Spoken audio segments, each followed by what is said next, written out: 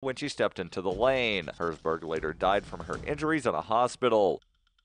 This has been FPP Radio News, online at fppradio.com.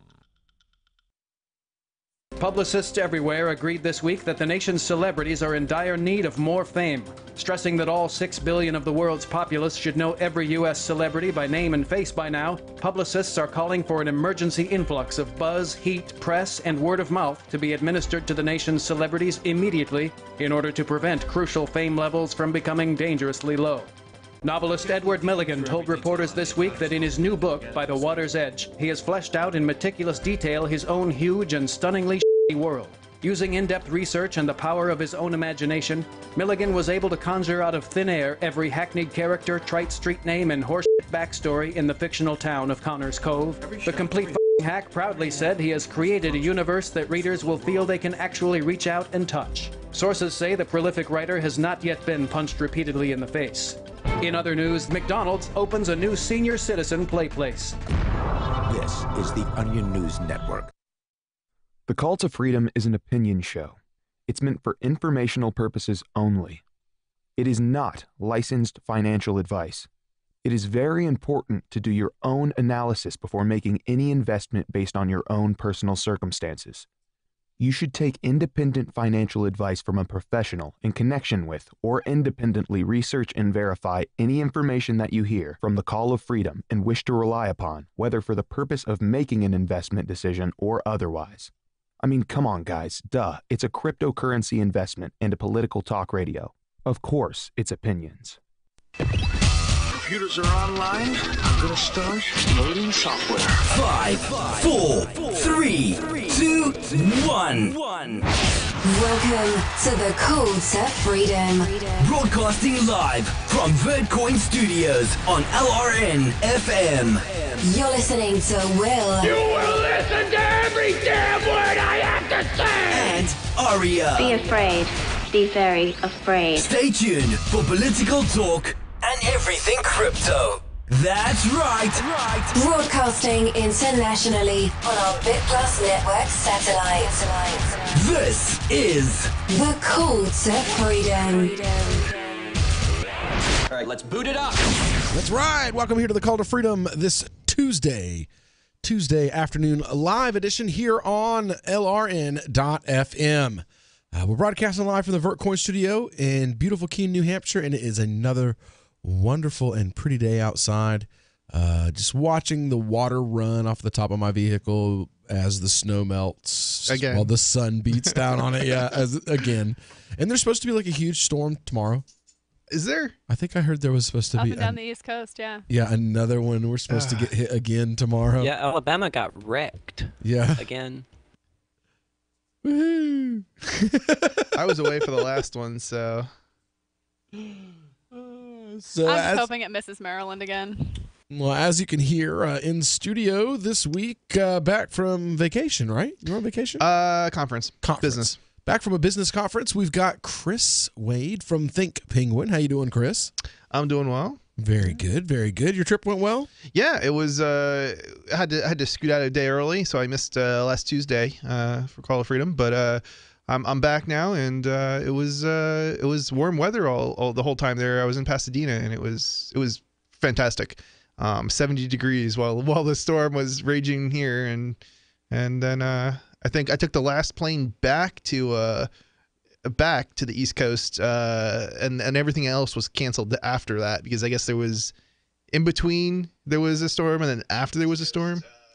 So I'm looking at your Taco Tuesday for Life shirt and just loving it. It's the most amazing thing. What's it say? The state never tasted so good. That's great. It has to do with the taxes and they're well. So there was. It's like the only tax on stuff that you buy here in New Hampshire. It is. Yeah. Well, so like let's see. I guess tacos. there's three. I think there's three things. There's the what is it? Was it? I don't know. I forget what it's called, but it's a hotel tax and food tax, and then there's prepared food anyway. So if you go to like a McDonald's or something like that, not if you buy at a grocery store. And then the other one is gasoline. So those are the Well, three. gasoline is like you can't get away from gasoline tax. Well, there's a federal tax on that, from what I understand. Yeah. Yeah, so huge federal tax. Is there? I actually don't even know what it is. Yeah. I know it's pretty significant because I passed over a reservation and the gas was like $1. Mm-hmm. $1, it's like half the amount like anywhere else. Yes. And the most I think I spent was about $4. So yeah, you got some serious taxes on gas. That's for sure. We're also joined by Chelsea Snyder from the Vora Method and Aria Demezio from cryptocurrencycheck.org. How are y'all ladies doing tonight? Doing well. Great. Tom's not here, is he? I see him talking in the chat room, but I don't think he's No, actually I don't on think with he's here us. tonight. Okay, all right. So we've got lots of stuff we're going to be covering tonight. I've got stories here.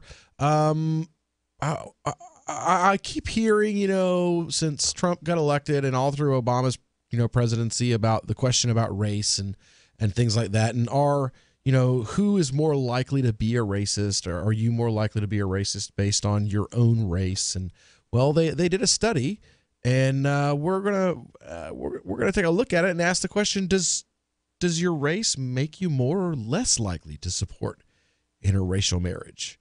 But before that, we actually have a caller on with us right now. We've got on from Skype. We've got the Bad Slave. How you doing? Hello.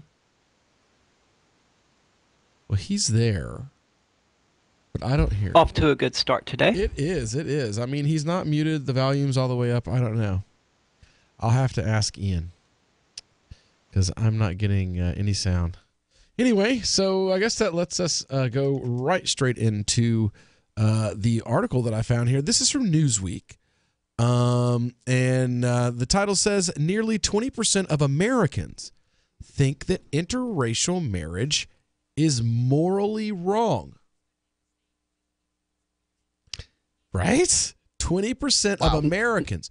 Now, not just not their cup of tea, but actually morally wrong. It is more. The question was, is it morally right? And I actually looked at the poll numbers themselves, and they asked things like, do you think that do you think Canada is a friend or an enemy of the U.S.? Do you think Germany, China, Iran, Israel, Japan, North Korea, South Korea, do you think Trump views them as an enemy of the U.S. with all the same countries next to them?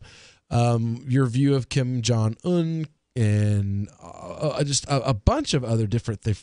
Is free trade good or bad for the U.S.? Ooh, that's one I might want to look up myself because I have a feeling that depending on how old you are, whether or not you think free trade is good for the U.S.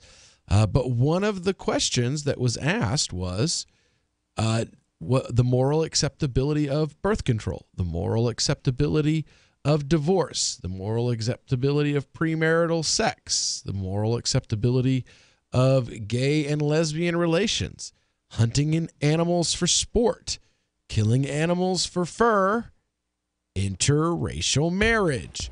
And this poll results are 202 pages. I wanted to look through it, but yeah. There's so much stuff here that they did. And good lawyers. Well, basically they found out that it doesn't really matter what color you are. We all have about the same amount of assholes. Yeah, racially there wasn't a divide, but there was a bit of a divide on party lines. Yeah. Yes. The biggest thing was like more morons and idiots on this particular subject exist in one party than in the other. But even then, the difference was minuscule. Right, which is pretty notable as well. Yes. Let's see here. 12% of Democrats replying that interracial marriage was morally wrong, and they're supposed to be the, minority party. The party for minorities. How does that stack against the Republicans? They had 28% responding that it was wrong. Okay, so terrible numbers generally. Yes, independents at 15%, Democrats at 12%, and Republicans at 28%. Now, for the Republicans at 28%, I can explain that. That's easy. There are still evangelical, Pentecostal, and apostolic churches that teach that interracial marriage is morally wrong. Right. I know I went to a Pentecostal church that taught the doctrine of being unevenly yoked. What's the religious basis for that? That's what I was just about to go into. Well, first of all, in the olden, way back in the 4,000 years ago, it was because of not wanting to pollute the Jewish bloodline. But everyone who's not a Jew is a Gentile. So there is no like polluting any bloodline thing for us. Like it's all the same. And we're not Jews. I've never gotten that. They're Christians. The idea of worshiping a bloodline? The idea of worshiping a God who chose other people as his chosen people. I don't get it. Well, that covenant was broken by those other people. And Jesus is supposed to represent the creation of a new covenant.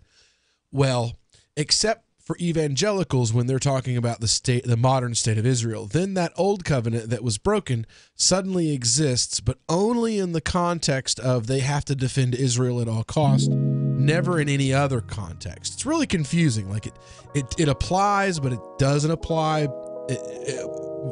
Only when I want. I don't. It's evangelical Christianity. If you take a verse from 1,000 years ago and then stick it with one 6,000 years ago. The new 4th edition of Healing Our World, The Compassion of Libertarianism will take your understanding of liberty to a deeper level and has over 1,300 updated references, new cartoons, and a foreword by Dr. Ron Paul. With discounts for multiple book purchases, the 4th edition of Healing Our World is a great gift for the liberals, pragmatists, environmentalists, and Christians in your life who think libertarianism is cold-hearted. Get yours today at healing.freetalklive.com and use promo code FTL for a $5 discount. Is spreading the message of liberty, cryptocurrency, and peace around the globe worth $2 per month to you? As you may already know, in addition to our internet feed, LRN.FM broadcasts on free-to-air satellite across North and Central America, as well as Sub-Saharan Africa. And we've been available on satellite for free 24/7 since 2010. The LRN.FM free-to-air satellite signal is reaching some of the most oppressive regimes in the world, and there's no doubt our ideas are making an impact. You can learn more about the channel's impact by watching the 3-minute video at fund.lrn.fm. If you'd like to help free minds globally with our ideas of liberty, cryptocurrency, and peace, you can donate as little as $2 per month via fund.lrn.fm. You can help us continue and expand our satellite broadcast to multiple continents. Visit fund.lrn.fm today, and thank you for your help. Don't forget to share the link on social media. That's fund.lrn.fm. LRN.FM now has a Discord. Discord is a free text and voice chat platform, and we now have our own server with a bunch of channels at discord.lrn.fm. You can join other listeners as they chat about various things during our live shows, or anytime, day or night. Discord software is available cross-platform, so you can have it on whatever device you want and take your chats anywhere. Join our Discord at discord.lrn.fm. That's discord.lrn.fm. Cell 411 is a free app for Android and iOS that replaces government-controlled 911. Cell 411 allows you to preset a group of friends or private organizations to show up at any emergency. Cell 411 is a nightmare for the state because it proves their so-called services aren't needed. Cell 411 has had thousands of installs, and of course it's covered by the BIPCOT no government license. Cell 411 because your friends won't shoot you when you're in trouble. Without the government, who would build the emergency services? You and Cell 411. Get it today at getcell411.com. Did you know you can get news updates about what's happening with the Liberty Radio Network delivered in the way you prefer? You can sign up for our email updates at updates.lrn.fm. Plus, you can stay in the loop by joining our Facebook profile at facebook.lrn.fm or follow us at Twitter at twitter.lrn.fm. It's all free, so sign up now at updates.lrn.fm for news updates delivered to your email box, facebook.lrn.fm to follow our Facebook page, and twitter.lrn.fm to receive our tweets. Yesterday, 2 groups of men shot at each other near Tobagram Base, where I am. Today, the soldiers are happy about some of the men dying and sad about other men dying. Sergeant First Class Aaron Tomlin is only sad about 4 of the dead people. It's a long, tough day here. We lost 4 good men. No, 27 men died. 4 American soldiers and 23 Taliban soldiers. You said that 4 soldiers die and it makes you sad. But you said when Taliban soldiers die, it does not make you sad. I asked Base Commander David Hawkins to make it make sense. The last thing we resort to is hurting anyone. But you have to understand, it's our job to keep the American people safe from our enemies. And sometimes that includes... So if you kill your enemies at your job, it is not sad. Well... What if I killed my enemy Ryan at my job? It would not be sad? No, you shouldn't do that. But he is rude to me. He steals my yogurts. He makes fun of the way I talk. Look, only soldiers can kill without getting in trouble. Okay. Are you going to kill Ryan? No. It does not make sense. This is the Onion News Network. You can put the Liberty Radio Network on the air in your area. Visit broadcast.lrn.fm to learn how. Broadcast.lrn.fm. This is Angel Clark, and you're listening to The Call to Freedom on LRN.FM.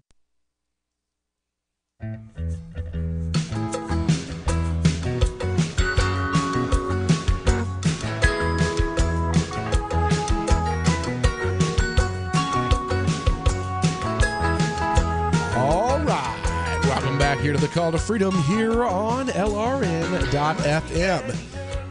And, we're broadcasting live from the Vertcoin studio here in beautiful Keene, New Hampshire. And we're talking about this story from Newsweek. There was a poll done recently, and as Aria mentioned earlier, like 200 poll questions that were asked. And, one of the things they came out with was that, even though it's been more than 50 years since Loving versus Virginia, the landmark Supreme Court decision that banned state-level laws preventing interracial marriages, in 2018, there's a large number of Americans, nearly 20%,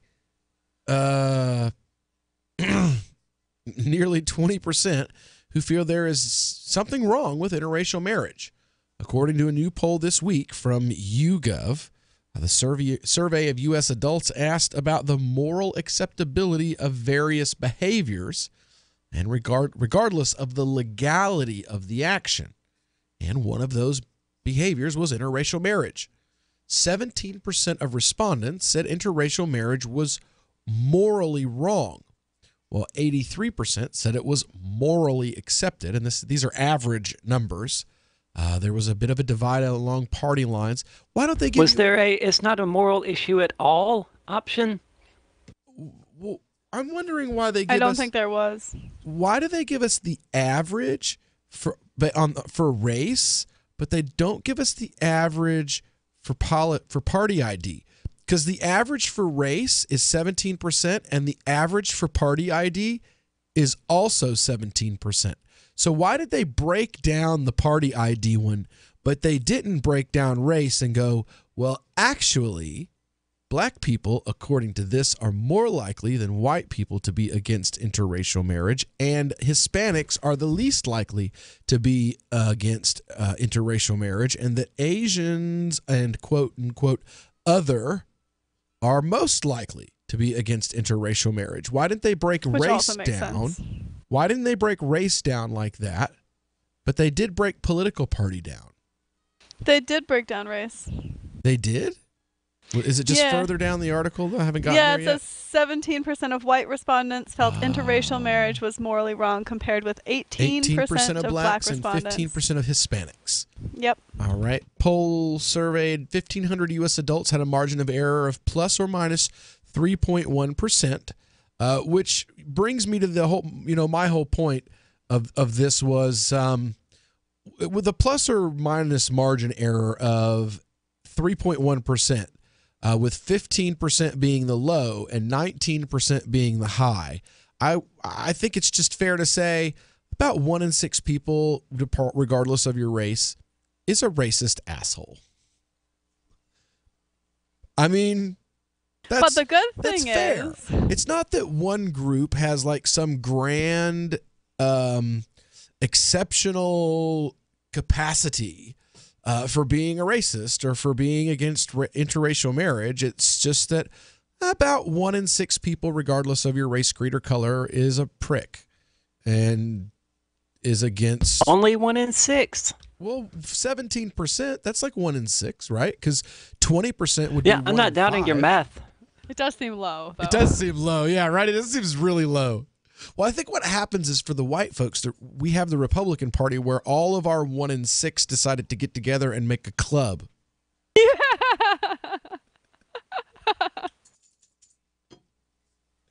Oh, man. That's funny. I love the look on Chris's face over here. He's just like, oh my God. I think he's like, why? I can't believe that we're covering this.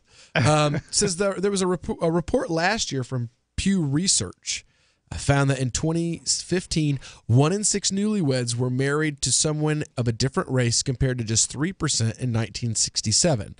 The year of Loving versus Virginia. 29% of Asian newlyweds were intermarried compared to 27% of Hispanics, 18% of blacks, and 11% of white newlyweds. So you got 1 in 6 are racist pricks, and then 1 in 6 are super pro other races, and the other 4 just don't care. Pretty much. Seems about right. Well, now, I'm sure the Muslim community probably pushes those numbers up because we're actually not required but encouraged at a theological level to marry people of different tribes and races. Like it's encouraged. Marry and convert? No, just marry. Because the whole idea of marrying and converting is a bad idea. Because when a person, because I actually when I first became Muslim, I had an experience where the girl I was with wasn't Muslim when I converted, and I was like, well, we can't really do this anymore. And then she was like, oh, well, then I convert too. And then we got married. Yeah, no. And then we got married, and then like 6 weeks later, I caught her in bed with our old Coke dealer. You know, so like it was one of those things where it's like, you know, if people convert to get married, it's a really bad idea. You know, I wouldn't want to be in a marriage like getting married like because that. They're pregnant. Yeah, like getting married because you're pregnant. You know, if you're getting married for any reason other than I really want to marry this person, then it's a bad idea. Because I mean, honestly, even if it's for any other reason, it still usually doesn't work out that well. Look at how many marriages that are for that reason go south. I mean, look at how many people that get married and they're like, no, I really love this person. We really want to get married. And 2 years later, they're like, I hate this person. I want to set them on fire when they sleep. You know, so much. I would be happy if they were dead, but I will settle for a divorce. Yeah. Yeah. I had one of those marriages. When I was like 19, me and her, we were just convinced that we were in love and we really wanted to get married and we could get through anything. And a year later, I was chasing her down through the parking lot of our apartment complex with a letter opener hanging out of my shoulder.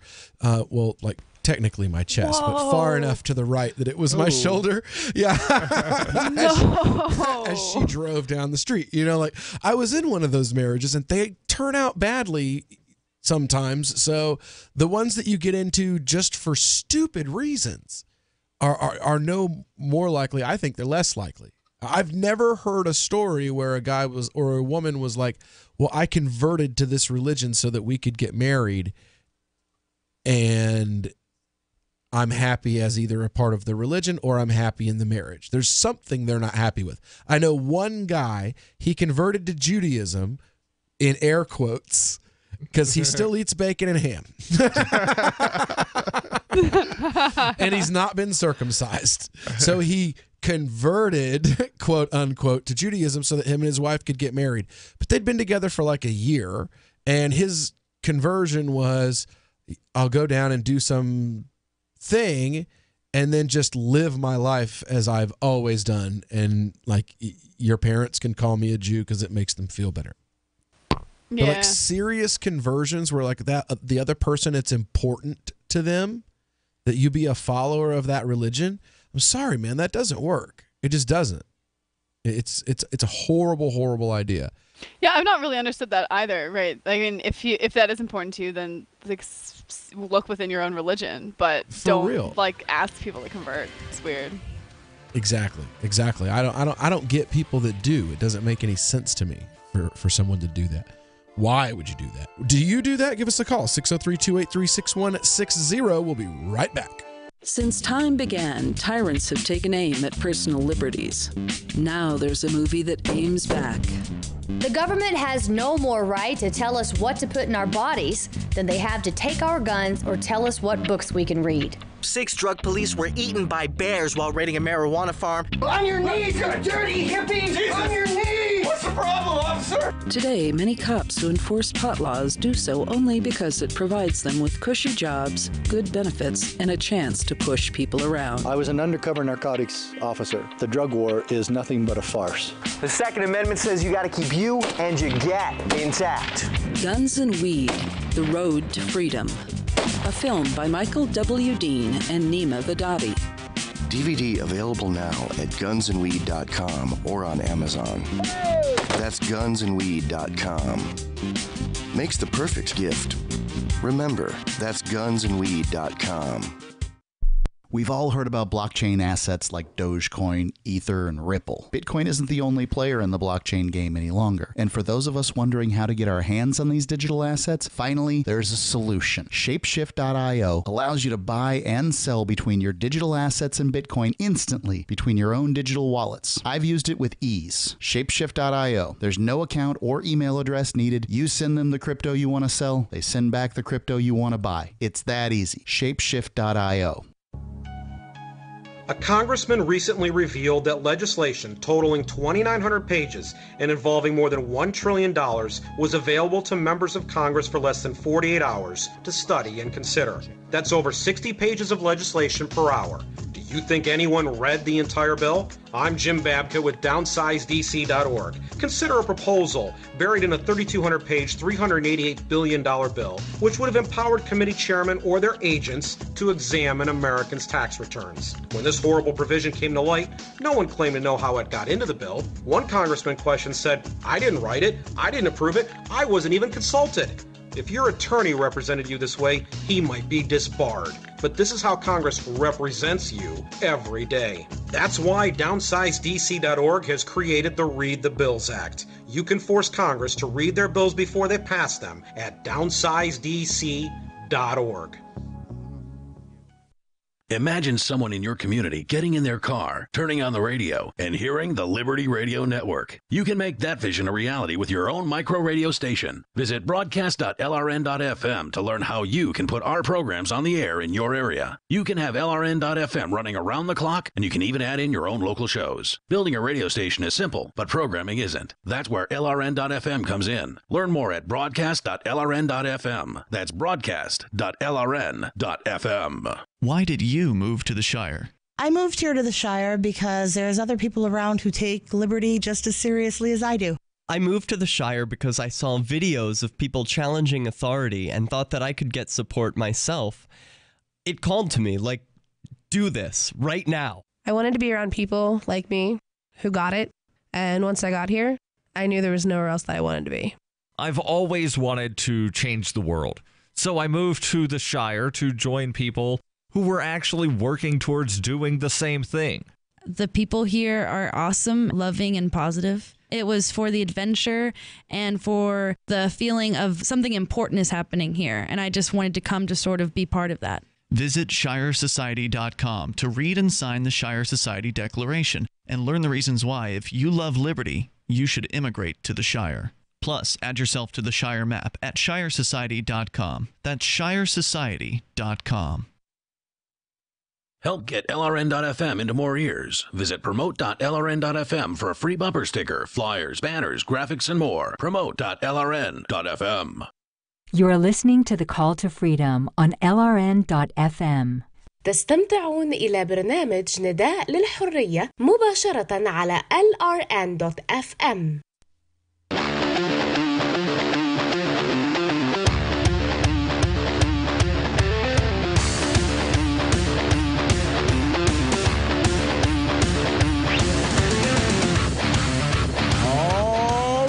Welcome back into the Call to Freedom here on LRN.FM. Broadcasting live from the VertCoin studio right here in beautiful Keene, New Hampshire. You want to call in and be heard? Give us a call, 603-283-6160. Or you can contact us via Skype or on our Discord call-in line as well. Joined in studio by Chris Wade from Think Penguin. And online via remote by Chelsea Snyder from the Vora Method and Aria Demezio of CryptocurrencyCheck.org. And while we were out, we had a caller that called in. We'd been waiting on him to call back. We've got the Bad Slave. How you doing, Bad Slave? Not again. Not again. Okay, hold on. Let's see. Maybe if I try it again. Bad Slave? Huh. Hello? Yeah, I'm not getting any audio from Skype for some reason. All right, so we're still not getting any audio from a Bad Slave, unfortunately. But that's okay, because we still got stuff we're talking about here. Now, Aria, you noticed something pretty interesting with this polling about North Korea. Yeah, registered voters were like 15% more likely to want to, excuse me.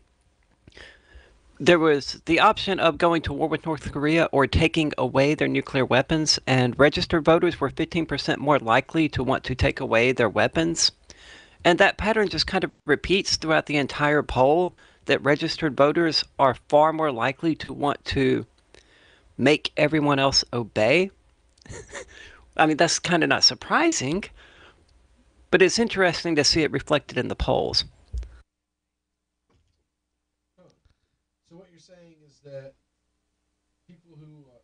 So what you're saying is that people who are more likely to use the violence of voting are also more likely to support using violence in other places?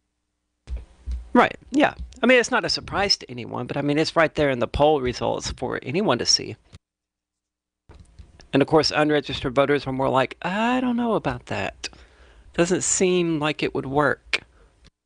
But it also makes sense, too, because people who don't register to vote and who don't participate in the system generally are people who have lost faith in the system and probably believe that the system is mostly designed to just, initiate force upon other people in order to, pursue moral agendas of the elite. I mean, is that not true, though?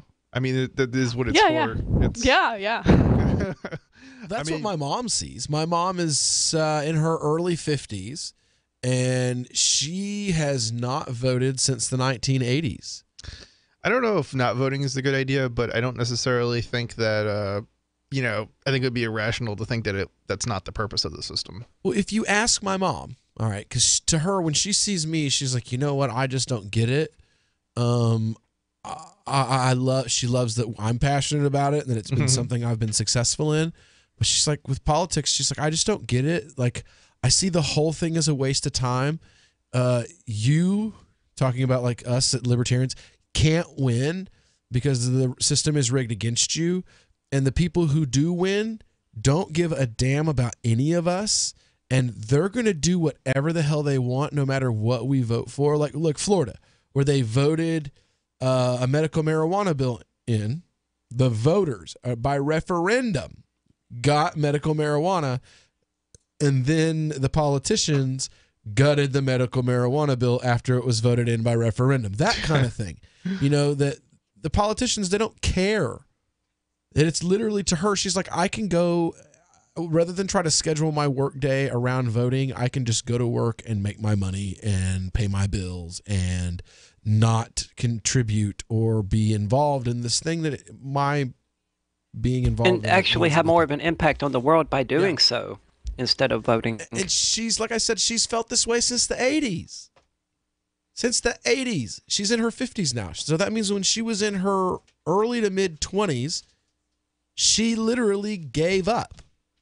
The corruption at that point was already so bad, and millions of other Americans had already given up by that point too. And, I mean, you look at the numbers now. You have like 60% of the American public that just aren't even engaged in the voting process at all. In a presidential year, and in midterms, it's even worse. Welcome to the Call to Freedom, the political show that tells you not to vote. Wow. Was that the message? Was that the message really being sent just now? I don't know. Well, I'm not a fan of voting either. I don't think it's necessarily force. I think that depends upon the person who has voted for. As many anarchists like to say, voting is force and violence, but not necessarily. But I mean, Will's mom is correct. It's not going to work. It's not going to fix things. I have a morals-based approach to voting. Do I feel that this vote will contribute to the harm of or theft from my neighbors? Yes or no? If I have to answer yes to that question, you're not getting my vote. End of story. Yeah. If I know that voting for you will contribute to the harm of others, like Gary Johnson, not getting my vote. Sorry. Yeah, definitely not getting my vote. I mean, if I'm gonna vote as a person who philosophically sees myself as a libertarian anarchist, if I'm going to vote, then I am not going to vote for someone that I feel is going to contribute to the further harming of individuals or their property or their rights. Right, but then it's a question of why bother anyway. I'm not like, gonna I vote went and voted for McAfee, right, knowing that it was going to be thrown away. I mean, why did I even bother to do it? Because you were bored on a Tuesday? I think it was so that I could complain about it, Right. Yeah. What did I do on Election Day this year? I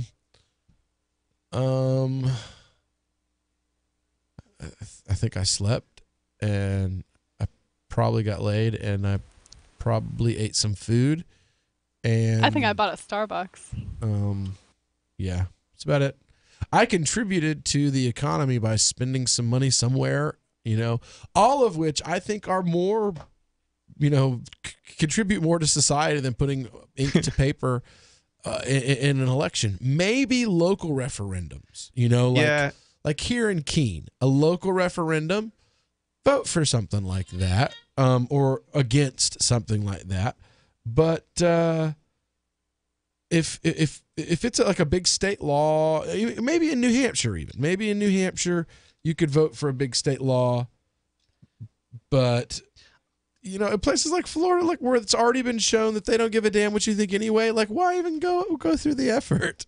I'm kind of with you guys on not voting as far as other states are concerned, because there's like, what's the point? But I think the biggest thing you can do if you're a libertarian anarchist type minded individual who thinks we're oppressed and everything else, and as a society, as a people, I think the only thing you can really do effectively is gather like-minded people together, and that's why I'm here in New Hampshire. So.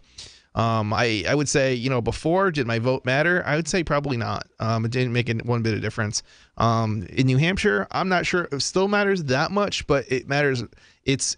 You got to start from somewhere, and it's certainly, we're having a heck of a lot more of an effect here in New Hampshire gathering together than anywhere else in the world. So, the biggest thing you can do if you really care, move to New Hampshire. Huh. There's some of these poll questions that How many snow demons did you get this week? How many snow demons? Just not so far. None so far. Why did you guys pick like the coldest place to move to with your right? group of It's not always the coldest. Why? It's not. It's actually not that cold. I mean, it's not always the warmest either. No, it's that cold. No, it is. It's not. So snow. Okay, so you guys, you understand. All right. Well, when we get back here on the Call to Freedom, we're going to be talking some more about these polls that were just done by U.gov. So stick around. We'll be right back.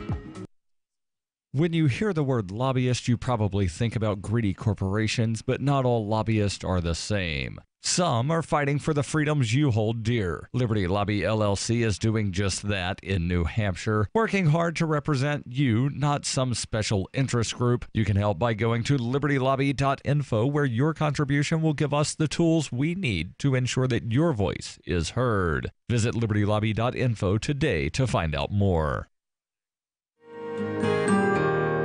So the protection of life, liberty, and property is what the Free State Project is all about. But it's an effort to move 20,000 people who understand. It's about demonstrating to the entire country that, yeah, we can have a free market, a truly free market. Making it just a freer, great place to live. It's the world's largest voluntarist libertarian community, and it's only getting bigger. That's amazing, to be able to move to a place where other people passionately believe in being free and independent. What the Free State Project is managing to do, though, is to put their money where their mouth is. It's physically getting up across the country and saying, let's go someplace and let's demonstrate the power of these ideas. There's a lot of kind of philosophy that surrounds liberty. There's a lot of thinking about it and talking about it. But here in New Hampshire, people are doing it. 101 Reasons Liberty Lives in New Hampshire, a documentary by Free State Project Early Movers. Watch it free at 101reasonsfilm.com. 101reasonsfilm.com. The 3 most important things you can do for LRN.FM are: 1. Let your friends know you're listening to LRN.FM on your social networking profile. 2. Buy the things you buy online through shop.lrn.fm. 3. Give $5 a month to the AMP program at amp.lrn.fm. It's my firm belief that the AMP program is the best use of your charitable dollar among liberty-oriented groups. Support all your favorite organizations, but make sure you give $5 a month to the AMP program at amp.lrn.fm. Hi, this is Mark Edge of Free Talk Live. Michael W. Dean's book, User's Manual for the Human Experience, changed my life. In a culture that attempts to turn you into a compliant victim, this book gives you implementable steps on everything from how to be aware of your environment walking down the street to business, to how to handle a toxic person in your life. If you're a human, you need to read this book at least once. Go to Amazon and get the Kindle version, or paperback, or an audiobook of A User's Manual for the Human Experience. Did you know we've taken our LRN.FM telephone listen line to a new level with the LRN.FM audio on demand line? Now you can call 712-770-8447 anytime and listen to LRN.FM's live feed. And you can listen to a bunch of our original shows on demand. Long distance fees may apply. Just dial 712-770-8447 and choose from the menu. 712-770-8447. If you're looking for work, you know the math. There are many more applicants than openings, so you need to stand out, not blend into the blah, blah, blah your interviewer is hearing from your competition. Here's a tip. In your interview, you will be judged more by the questions you ask than the answers you give. Yes, do anticipate the obvious job interview questions and prepare concise, insightful, glass-half-full sounding responses. And you should interview your interviewer. Seem genuinely curious about what will help get results. With money and attention so scarce now, effective communication skills have never been more important. You want to cut through the clutter. For more tips for job seekers and making all the other conversations you have more productive, hit survivalspeech.com. I'm Holland Cook. Some of our live shows are streamed in HD on Twitch. Please follow and share at twitch.lrn.fm. That's twitch.lrn.fm. You are listening to the Call to Freedom on LRN.FM. आप सुन रहे हैं स्वतंत्रता की पुकार सिर्फ और सिर्फ LRN.FM पे. Under certain circumstances or whatever, that's what you should respond if that's what you believe. But they didn't. So they're lying to themselves and convincing themselves oh yeah, don't worry, I'm definitely voting for the right person. What I find is kind of funny here is if you look at these numbers, I mean, this is a complete departure from what we're used to seeing for the GOP, supposedly. This is another level. I grew up. I'm a baby of the Clinton years. Jesus, I graduated in the Clinton years. And by the way, welcome back to the Call to Freedom here on LRN.FM. We've been discussing this this thing here. This poll is just you could mine it for interesting things to talk about for a week. I mean, this here, okay, we're looking at question number 50. Is it morally acceptable to vote for an immoral candidate? So, what do you think the answers to that were? Well, I bet it's not what you think it is. I don't know. I feel like it's what I would have thought it would be too, though. Looking at based on party ID, is it okay to vote for an immoral candidate? 48% of Republicans say yes, absolutely. Is it okay to vote for an immoral candidate? 30% of independents say it is acceptable to vote for an immoral candidate. And only 19% of Democrats say it is acceptable to vote for an immoral candidate. That begs the question. Yet how many of them voted for Hillary? What is their definition of immoral? Yeah, because they voted for Hillary. For real. And she's an immoral monster. Like the most. 53% of Democrats say it is unacceptable to vote for an immoral candidate. 30% of independents say it is. Oh, this is funny. 30% of independents say that it is unacceptable, and 25% of Republicans say it is unacceptable. But here's where independents I find funny. 30% say it's unacceptable, 30% say it's acceptable, and 40% don't know. They just don't know. They have no idea. I don't know.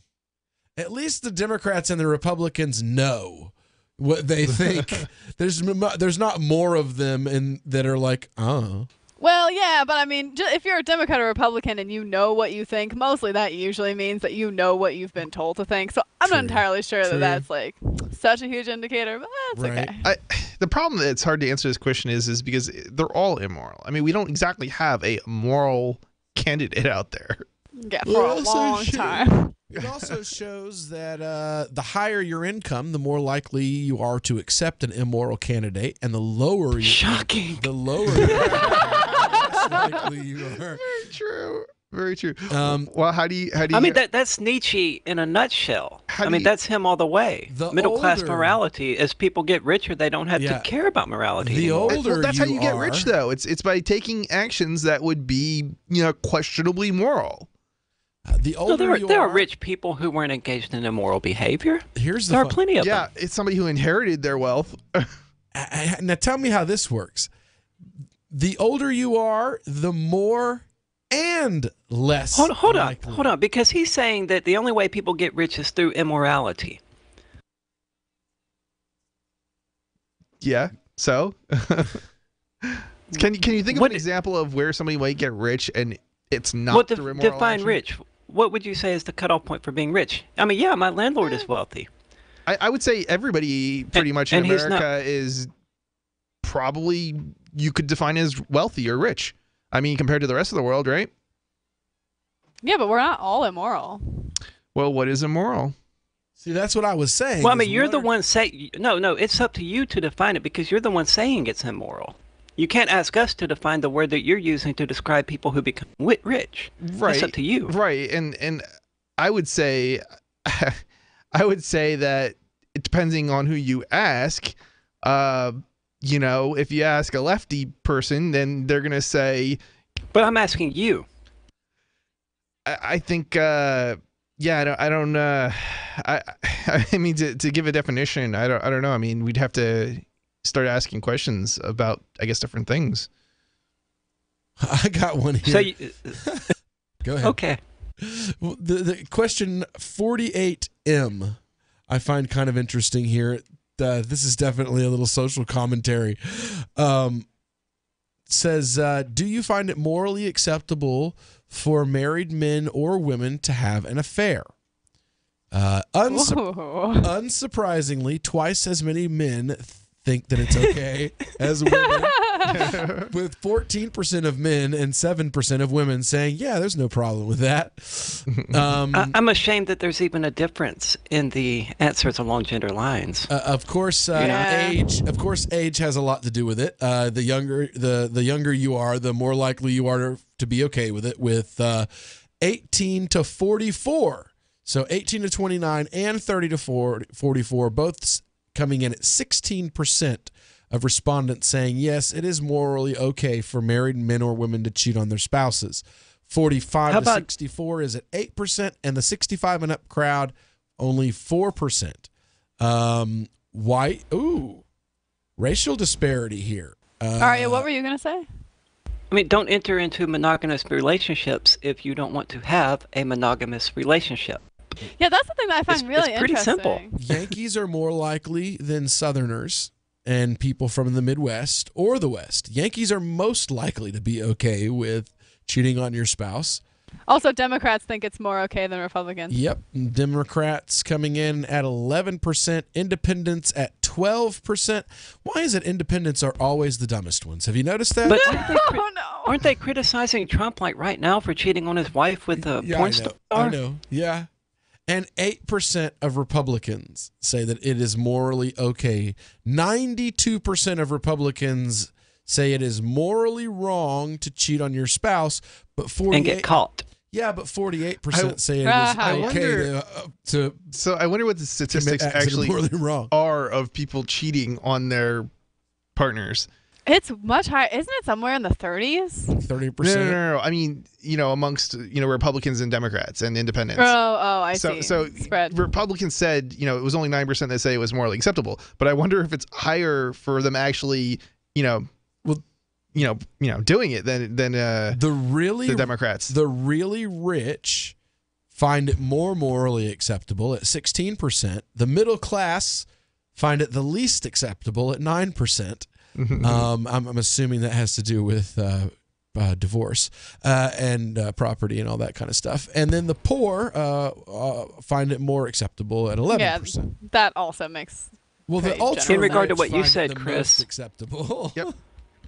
The number of Republican sex scandals versus the number of Democrat sex scandals, Republicans actually absolutely dwarf Democrats. Yeah, that's kind of what I suspected. Voter, the 20 here we But go. I wonder what it is for the voters themselves as opposed to the. That's what I looked up, but I didn't find it. 2016 vote, 94% of those people who were polled who said they voted for Donald Trump said that for a man to have an affair on his wife is morally wrong. But then again, you go back to, but 50% I would of agree those with people that. said that it's okay to vote for someone who's morally wrong. Right. So well, consistency has never been Republicans or Democrats' big issue. No. Well, it has been their big issue. It's never been their big strong point. Yeah. It's definitely been an issue, just not an issue in the right way. That's why Honestly, most people leave those parties is because of that, Yeah, and jumping back to what we were talking about before, defining morality, I think, is a pretty important point for this whole study. And I really wonder if they even had a question in this when they did the survey saying, "Do you know what the word moral means? How would you define it?" Well, here we go. We've got one topic that used to be central for the moral crusaders in the 80s and the 90s. Do you feel that premarital sex is morally acceptable? And over 60% of everyone asked, with the exception of the 65 and up crowd, said yes. Well, no, wait. 49% of blacks said yes. 70% of Hispanics, 63% of whites, 67% of the 18 to 29 crowd, 66 for 30 to 44. Trump supporters, 47%. Clinton supporters, 80%. Democrats, 73%. Republicans, 41%. But for male and female, it's 62 and 62. And the ages, it's almost exactly the same all the way across till you get to the old folks. And that was something that was like a central thing for defining morality back in the day was, premarital sex, particularly underage premarital sex. So... Free Talk Live. Good evening, Mark and Ian. Hey, it's Scott the Bigot. What's on your mind tonight, Scott? I know that America is in dire straits, and I know that the whole rotten Zionist occupied government is going to collapse very soon. When was the last time you went out and socialized with other human beings? I get the pulse of the people, and I get the pulse of what's going on in this country. How can you get the pulse of anything if you're cloistered within your apartment? I know what's going on. I mean, are you even getting out amongst other white separatists? Yeah, wait, in a minute. Is that your mom? Wait a minute. No, look, it's 9 o'clock. Yeah. I want it now. So, gentlemen. Who is that? Yeah, you go loud. Wait, is that your mother? Yeah, I take care of her. How old are you, by the way?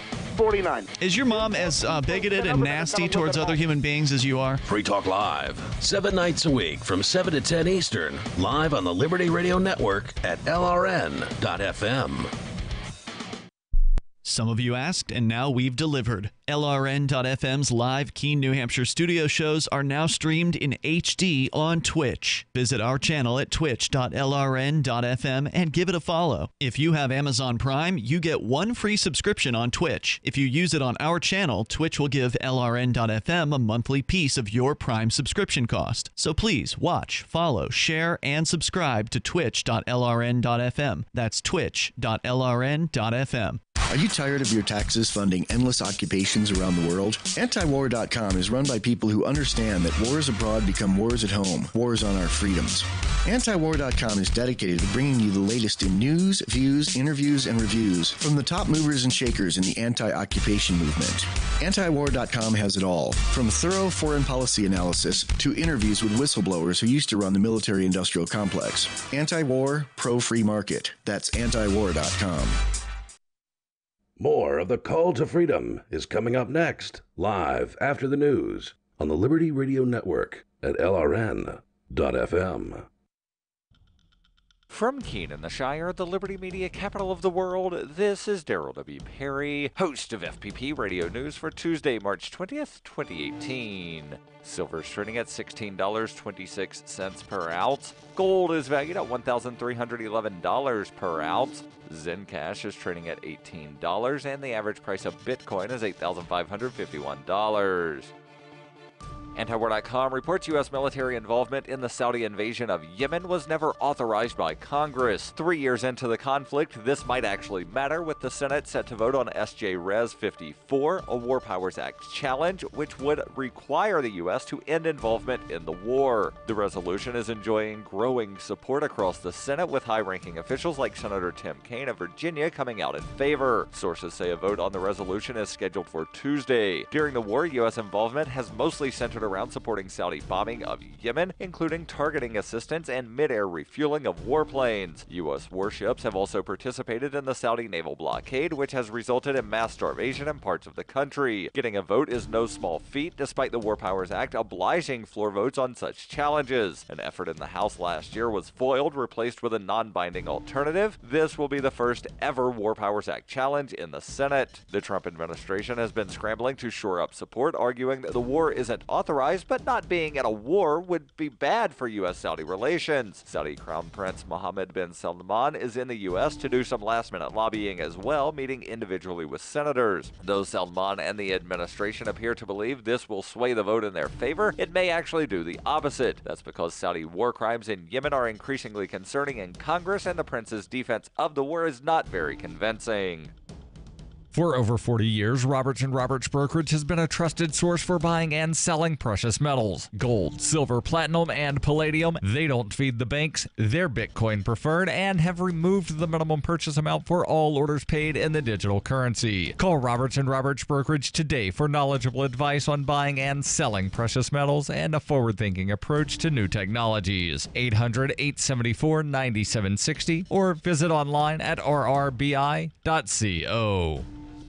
UPI reports the U.S. Supreme Court ruled Monday not to block Pennsylvania's new congressional district voting maps, which Republicans challenged as unconstitutional. The state Supreme Court redrew the map in February after it determined the previous map plainly and palpably violated the state constitution. Republican leaders said the court did not give state lawmakers enough time to redraw the map after the February ruling. Monday's ruling followed another unsuccessful challenge in a federal district court earlier in the day, in which a 3-judge panel said the GOP leaders who brought the case did not have standing to represent the whole General Assembly. The Pennsylvania Democrats who challenged the 2011 voting map accused Republicans of gerrymandering, diluting the votes of Democrats and racial minorities. The League of Women Voters of Pennsylvania told USA Today it was deja vu all over again, with arguments that have not improved with age. The U.S. Supreme Court's decision came a day before a filing deadline for the May primaries. The new map will also be used in the general election, in which Pennsylvania is considered a battleground state. Pennsylvania is not the only state facing a battle over its congressional map. The U.S. Supreme Court delayed its ruling on a similar North Carolina case to give it time to consider other cases in Wisconsin and Maryland.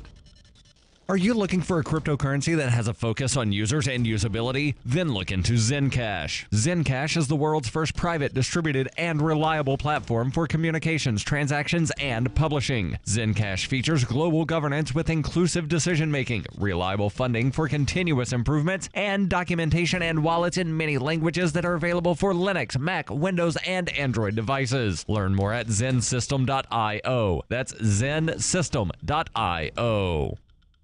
Reuters reports police said on Monday an Uber self-driving car hit and killed a woman crossing the street in Arizona, marking the first fatality involving an autonomous vehicle and a potential blow to the technology expected to transform transportation. The ride-sharing company said it was suspending North American testing of its self-driving vehicles, which are currently going on in Arizona, Pittsburgh, and Toronto. Police said Elaine Herzberg was walking her bicycle outside of the crosswalk on a 4-lane road in the Phoenix suburb of Tempe about 10 p.m. Sunday evening when she was struck by the Uber vehicle traveling at about 40 miles per hour. The car was in autonomous mode with an operator behind the wheel. Tempe Police Sergeant Ronald Elcock told reporters at a news conference the pedestrian was outside of the crosswalk. As soon as she walked into the lane of traffic, she was struck. Elcock said he did not know how close Herzberg was to the vehicle when she stepped into the lane. Herzberg later died from her injuries in a hospital.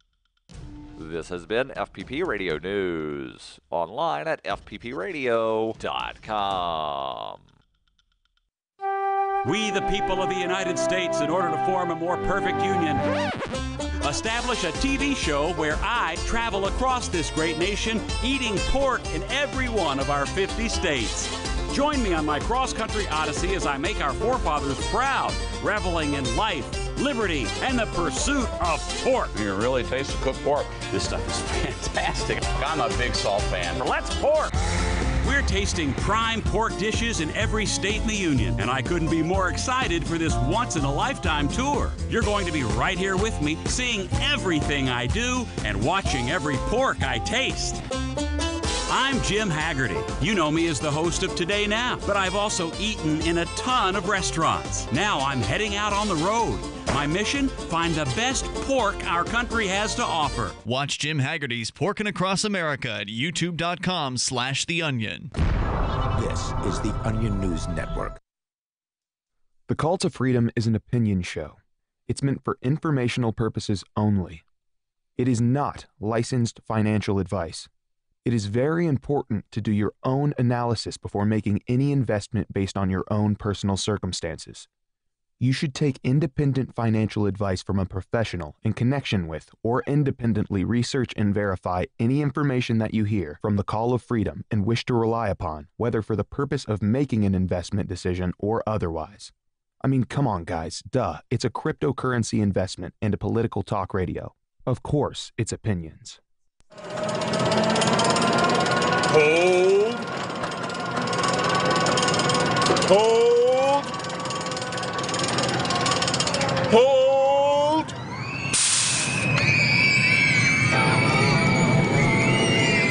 You better hold on for dear life, because it's time for the Crypto Hour, brought to you by Helium.com, on the Call to Freedom.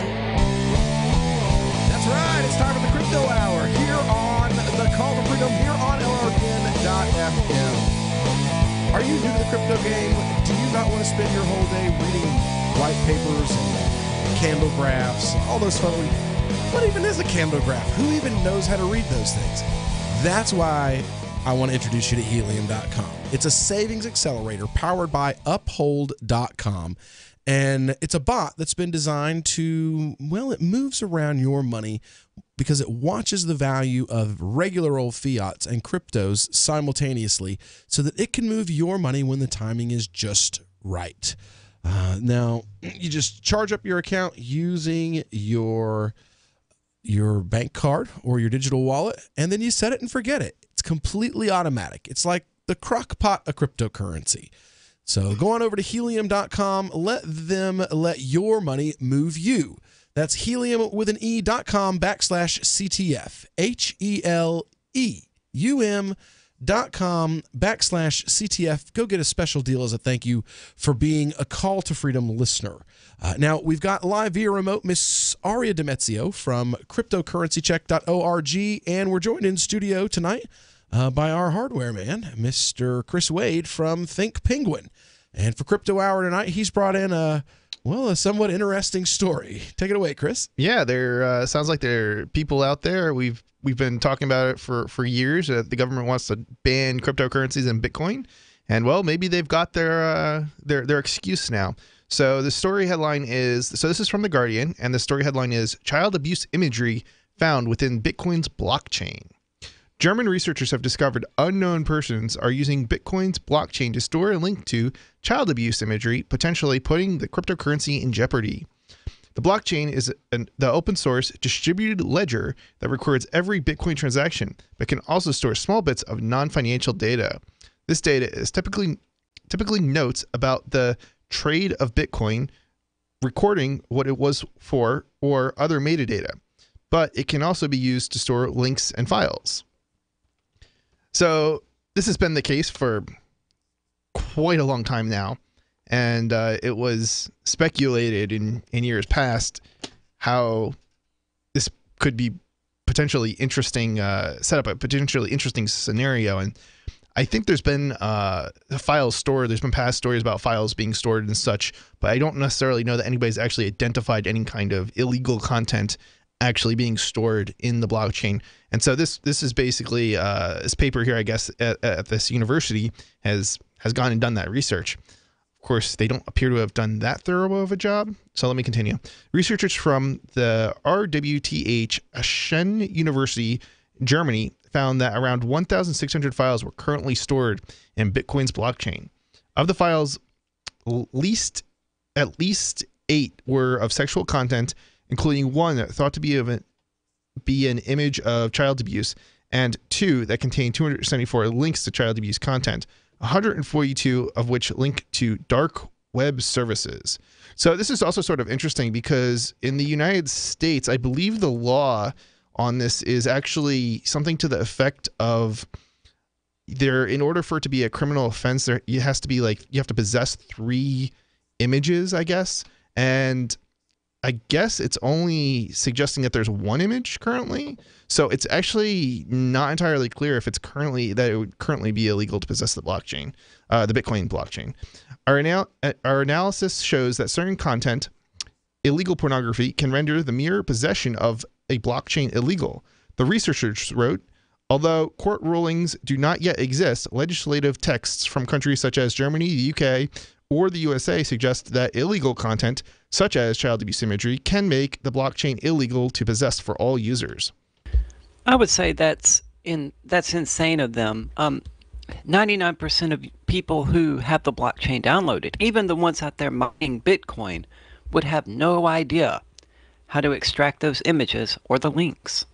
Yeah, it's also interesting because in most cases you have to, well, actually maybe not necessarily the case, but they often have to prove that you knowingly did something, and that may not. Yeah, I mean, wouldn't you have to know? Well, that may not be in the law as far as, regards to child pornography. There are certain laws you can break. For example, selling alcohol to minors. It doesn't matter if you check their ID. You're guilty simply by the fact that it happened. So if they present a real ID, essentially, that says they're over 21, but they're in fact not, you've still broken the law. Yeah. Yeah. So, and that may be the case. That went to jail. I got a friend that went to jail at a bar that I worked at for that. He sold. Yeah. Here's the scam. The cops would pull up in the parking lot and they would send an underage kid in. That the kid would hang around and wait till there was a back door to the bar that the servers would go in and out of to take care of people on the patio area. And they would wait until a server went out that door and wasn't paying attention, and they would slip in before the door closed all the way.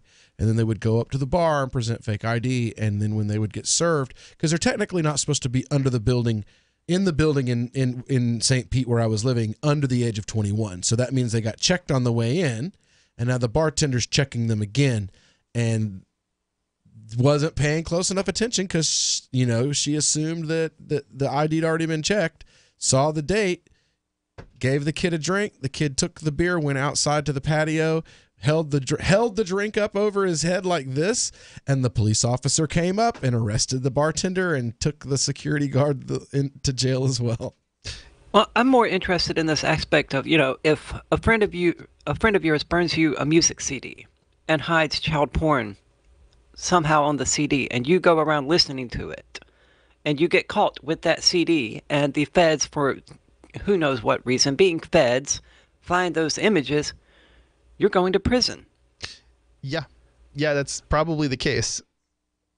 It's that's insane. It's well, I mean, when it comes to emotional issues like this, you can pass some really, really stupid and dangerous laws.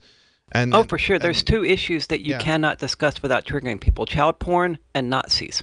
Yeah, pretty much. Yeah, yeah, definitely. And terrorism.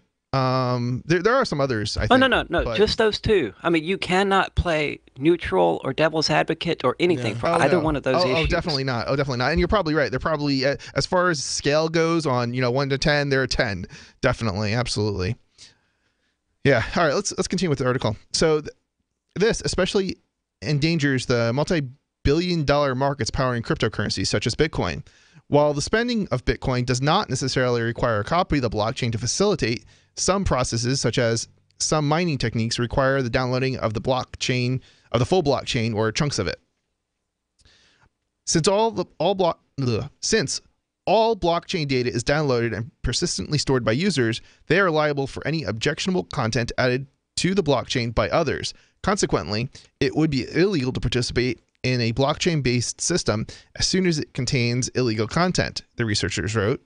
I've been thinking about this, and there are certainly people I know who have the full blockchain on their computers and have even been raided. And I have to wonder if this might not end up getting used against them, even though they do not knowingly have anything on their system, simply because they had the blockchain. Well, maybe this is an end around, Yeah. I mean, we're talking about a government that's not above literally running a kiddie porn website and assisting in the distribution of child pornography in order to catch pornographers. What would ever stop them from uploading some into the blockchain? Yeah, they've actually in order to create as many criminals as absolutely They've actually taken servers run by pedophiles and made the servers go faster in order to distribute more child porn. It blows my mind. All right. Well, we'll be right back here on the Call to Freedom. Radio is the most personal of mediums. I exist right now in your head. If you listen to Free Talk Live regularly, you know me. Free Talk Live is on more than 160 radio stations around the U.S. and has been downloaded on every continent around the world. Hundreds of thousands of listeners with ad packages from $600 a month to $6,000 a month. Imagine what we can do for your business, project, website, or idea. Email me, mark@freetalklive.com. Is spreading the message of liberty, cryptocurrency, and peace around the globe worth $2 per month to you? As you may already know, in addition to our internet feed, LRN.FM broadcasts on free-to-air satellite across North and Central America, as well as Sub-Saharan Africa. And we've been available on satellite for free 24/7 since 2010. The LRN.FM free-to-air satellite signal is reaching some of the most oppressive regimes in the world, and there's no doubt our ideas are making an impact. You can learn more about the channel's impact by watching the 3-minute video at fund.lrn.fm. If you'd like to help free minds globally with our ideas of liberty, cryptocurrency, and peace, you can donate as little as $2 per month via fund.lrn.fm. You can help us continue and expand our satellite broadcast to multiple continents. Visit fund.lrn.fm today, and thank you for your help. Don't forget to share the link on social media. That's fund.lrn.fm. Did you know you can listen to LRN.FM via our free-to-air satellite channels? We have channels over nearly all of North America and much of Africa. All you need is an affordable receiver and a dish as small as 30 inches. There are no monthly fees. Learn more at sat.lrn.fm. Plus, if you are a broadcaster or want to be one, this is a good delivery method for our content. See our coverage maps and get details at sat.lrn.fm. That's sat.lrn.fm. sat.lrn.fm. This Your Family Today tip is brought to you by Boost Kid Essentials Nutritionally Complete Drink, providing your picky eater with essential nutrition and great taste in one drink. Visit us at kidessentials.com. To make sure your kids eat healthy, follow the 5-a-day plan. Serve 3 servings of vegetables and 2 servings of fruit daily. Remember, a serving could just mean a piece of fruit or a half cup of veggies. If your kids are picky eaters, ask a nutritionist about other sources. For more tips like these, visit us at parenthood.com/yourfamilytoday. Here's a chance to do a little activism while you're cruising Facebook, Twitter, or Google+. Between the LOL cats, the recipes, the hot girls, and the inspirational sunrise memes, Free Talk Live's posts pass by your newsfeed. Like them, comment. It gives us more exposure. If you don't see our posts, click like at facebook.freetalklive.com and then hover over it to click Get Notifications. It's an easy way to spread the ideas of liberty a bit further. I know you're busy, but you can spare that 1/10 of a calorie it takes to click on something. facebook.freetalklive.com. Hi, I'm Derek J. I don't want a politician to represent me. To me, government is the idea that one group of people can coerce everyone to comply with an edict or face increasing punishments up to and including death. Despite perhaps the most noble of intentions, the best government services are a far cry from what could be provided for by voluntary interactions. Besides, the people who call themselves the government wage wars and put peaceful people in jail for crimes involving no victims. If Starbucks used some of its money to drop bombs, I wouldn't shop there. So why would I support the American empire? The empire does not require my consent. Derek J's Victimless Crime Spree. Watch it for free and order the Director's Cut DVD at victimlesscrimespree.com. That's victimlesscrimespree.com. Love what we do? Please help support our international satellite channels at patreon.lrn.fm. That's patreon.lrn.fm. You are listening to Call to Freedom's Crypto Hour, brought to you by helium.com. आप सुन रहे हैं स्वतंत्रता की पुकार के crypto are को, जिसके प्रस्तुत करता है helium.com।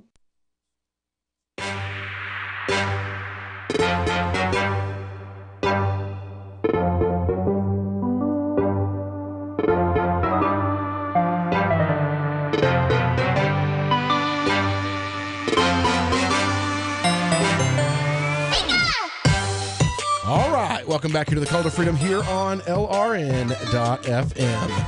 We're broadcasting live from the Vertcoin studio here in beautiful Keene, New Hampshire. And you know what? If you're like me, you're a big security buff, you know that securing your internet communications against the government these days has become almost impossible. Governments can see everything you do online, and they can block services to stop you from communicating altogether. Enter CryptVisor, the unstoppable instant communication platform. CryptVisor is powered by the blockchain and fully decentralized. There are no central servers for governments to block or shut down. And CryptVisor neither asks for nor stores your personal information. So even if governments do ask them for your data, well, they simply don't have it. Find out how you can get CryptVisor for free and learn about their premium options like CVPay's cryptocurrency wallet and other advanced security features. So visit them at CryptVisor at cryptvisor.network. That's cryptvisor.network. So we've been talking about this story here where someone has decided to store a file that contains links to child pornographic material on the blockchain, basically. They're not actually storing the images themselves, but it's a list. Some of them are links and some of them are actual files. Really? Yeah. So you would be in possession of. The Cointelegraph article that I've got here just says that it's 2 of them are backups of link lists. Right. And the other one is, it doesn't say what the other one is. Let me see. It just says there's 274 website links, 142 of which refer to Tor hidden services. Right. Okay. So what I've got here in this article is it says, of the files, at least 8 were sexual content, including 1 thought to be an image of child abuse, and 2 were 2 that contain 274 links to child abuse content. So, Okay, so one some of them image are, of child abuse, one. there is at least an image. And it says thought to be an image. So my suspicion is it's probably such a small image that you can't actually tell if it's a child. So either that or they had that one guy that was that he was altering pictures through some kind of a swirl effect. It was some way that they were like, it was, I don't know, like 10 years ago you saw the story online about like they had finally caught this guy. He would take an image and like swirl it into some weird color pattern and was using that as a way to like disguise the sexual imagery that he was passing around. And then when other kiddie porn perverts would get it, they would undo whatever thing he had done to it to change what the photo looked like. And then now they had like their pornographic images. So, I mean, it could be something like that, where it's one of those old images from, I mean, this guy's been in prison now for like 10 years, I think. I might have read that story, but it was probably a long time ago, wasn't it? This is before I even got married. This guy got busted. Yeah, I mean, So well, you're talking like 10 years ago or something. Yeah. So, yeah, I don't know. It's the whole thing. The whole issue is just it's a scary thing because it's that probably a huge percentage of the people who have actually gotten busted over the years are people who are dissidents and people who don't necessarily agree with the government, or just it's been planted by an employee, for example, who to get back at the boss who fired them, or maybe didn't fire him but he just doesn't like him, and that's a pretty frequent thing. And unfortunately, it's very difficult, it's near impossible to fight these things. I mean, you're guilty just by accusation alone. So they've done their job. If it makes the media, they've done their job. And even if it doesn't, I mean, just the lawyer fees alone is significant that you're going to end up having to pay. And most of your lawyers are going to say, plead guilty, plead out, just because you can't win, even if you didn't do anything. So. Well, this says here that there's only 1,600 files currently in storage on the blockchain now. I mean, the blockchain's almost 10 years old, isn't it? Yeah, pretty close. It's not a whole lot of files. 1,600 files, and in that it's 0.5%, 0.5, less than 1% of that of it is sexual content. It won't matter when it gets to court, unfortunately. I had a great story in relation to TV add-ons about how, and this was in Canada, but basically in spite of it's a place where you basically store different pieces of software for Kodi, which is a media player basically, and that court basically ruled something to the effect of it doesn't matter that less than 1% of the add-ons facilitated piracy. Just the fact that they existed made the host liable essentially, and the funny thing is the plugins that facilitated, or the software that facilitated the piracy, didn't actually include any pirated content in itself within the add-on, and the whole business was shut down. Wow. Yeah. Now that wouldn't happen in the United States theoretically, although then again, they're trying to extradite Kim.com from New Zealand, so yeah. I mean, but theoretically, he should have that type of a case should be winnable here, because otherwise, sites like YouTube wouldn't exist or couldn't exist, or Facebook and all these other sites, they'd be shut down with that ruling in the United States. So.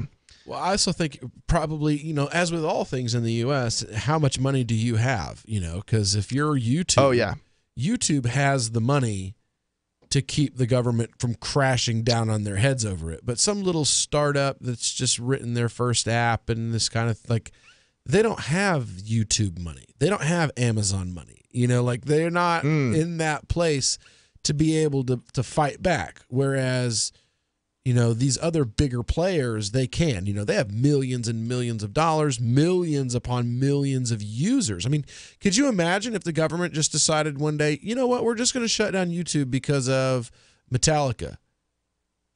People would go bananas. the world would go bananas. They did that. They did that in the 90s. They shut down Napster. Well, I mean, the internet as a whole was smaller then, but Napster very much was the YouTube of its day. Lots of copyrighted music available for free, and then Metallica came in, bitched about it, and it went away. Well, see, they've figured out a way around it, though. Now they'll advertise, and then, the record companies get a little bit of that advertising. I've got videos from us where some of the bumper music that we play is copyrighted, and what they'll do is they'll put the name of the song that we've used in the description of the video, and they'll throw a commercial somewhere in the midst of the taped broadcast. So, and that's how they get around it. So, I mean, YouTube has been able to evolve, whereas Napster, unfortunately, nobody's going to want to download a commercial to go along with their music. I'm sure a huge portion of that was Google buying, YouTube. That's why it survived. It has survived. If it wasn't for that, they would have been shut down, just probably like any other file hosting similar site. All right. Well, we'll be back with the rest of Crypto Hour on the other side. If you want to get involved, give us a call, 603-283-6160. We'll be right back here on the Call to Freedom. Free Press Publications is an independent, alternative media and publishing company founded in June 2009 with the mission of ensuring a free press for the freedom movement and is committed to spreading the message of peace, freedom, love, and liberty. FPP also gives new authors an avenue for publishing freedom-oriented material.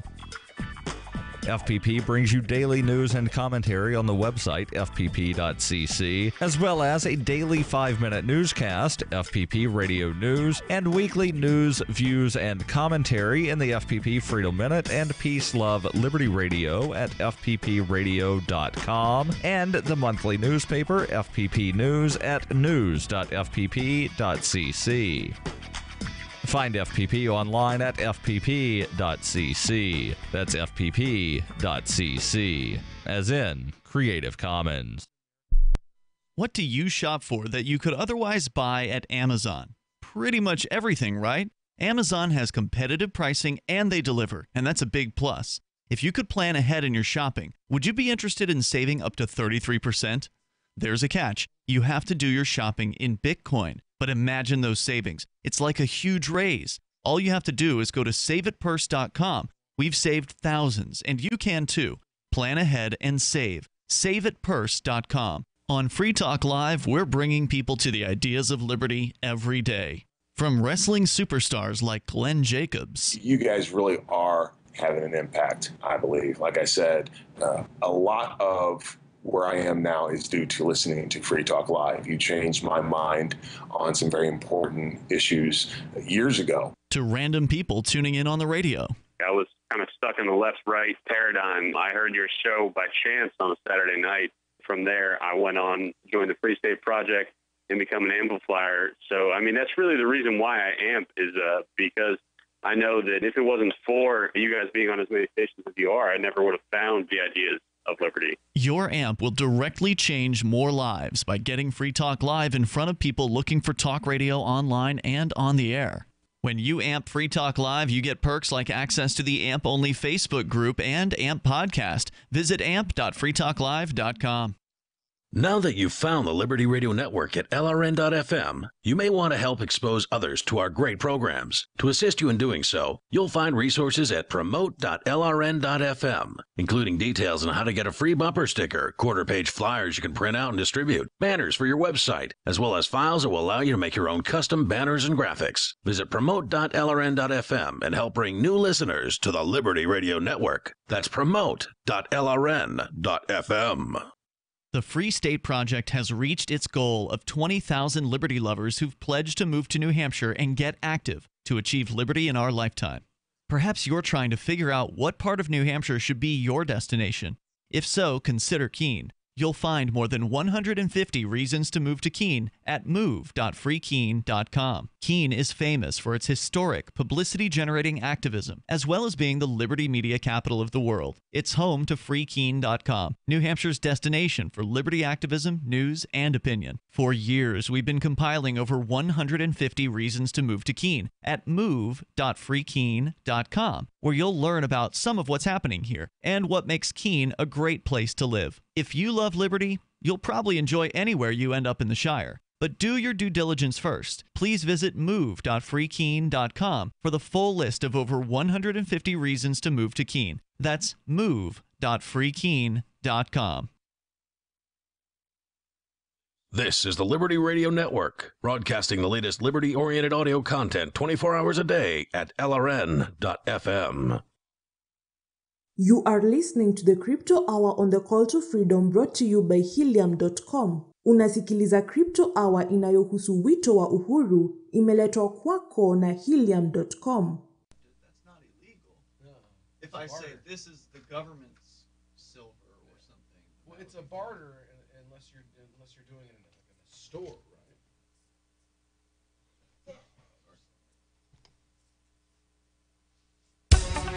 Live from the Verticoin studio, this is the Call to Freedom. It's the Crypto Hour, brought to you by Helium 47 here on LRN.FM. When you kill the faucet, be qualified to get some free coins. This is the Call to Freedom. That's right. It's the Call to Freedom here on LRN.FM. Broadcasting live from the Vertcoin studio. And, well, it's Crypto Hour. And Chris had brought in the story where, well, they might want to throw you in jail just for having the blockchain because of some of the stuff that some idiot or some government agent, who knows, decided to upload into the blockchain, making it possibly illegal to own a copy of it on your hard drive. Certainly it's if it's not currently, they could make it so. Wow. Yeah. Well, moving right along, we've got I've got this story here from Cointelegraph. I find it particularly funny, specifically based on the title. U.S. President Trump bans U.S. citizens from buying Petro. How American of him. Nothing screams I piss red, white, and blue like telling you what you can and can't spend your own money on. President Donald Trump of the U.S. has banned the Venezuelan government-backed cryptocurrency, the Petro, by executive order on March 19th, according to Bloomberg. The ban reportedly comes as a part of a campaign to put pressure on the Venezuelan government of Nicolas Maduro. By the order, U.S. citizens are banned from engaging in transactions using the oil-indexed digital currency. The ban frustrates the efforts of Maduro's government to boost foreign currency reserves, the token offering accepted transactions in U.S. dollars and euros, meaning that Venezuelan citizens could not legally participate, as there is a ban in Venezuela on buying foreign currency. So Venezuelans can't buy Petros, and well, now neither can Americans, at least according to Trump's executive order. The order also authorizes what was that, Aria? How many skee ball tickets does one Petro cost?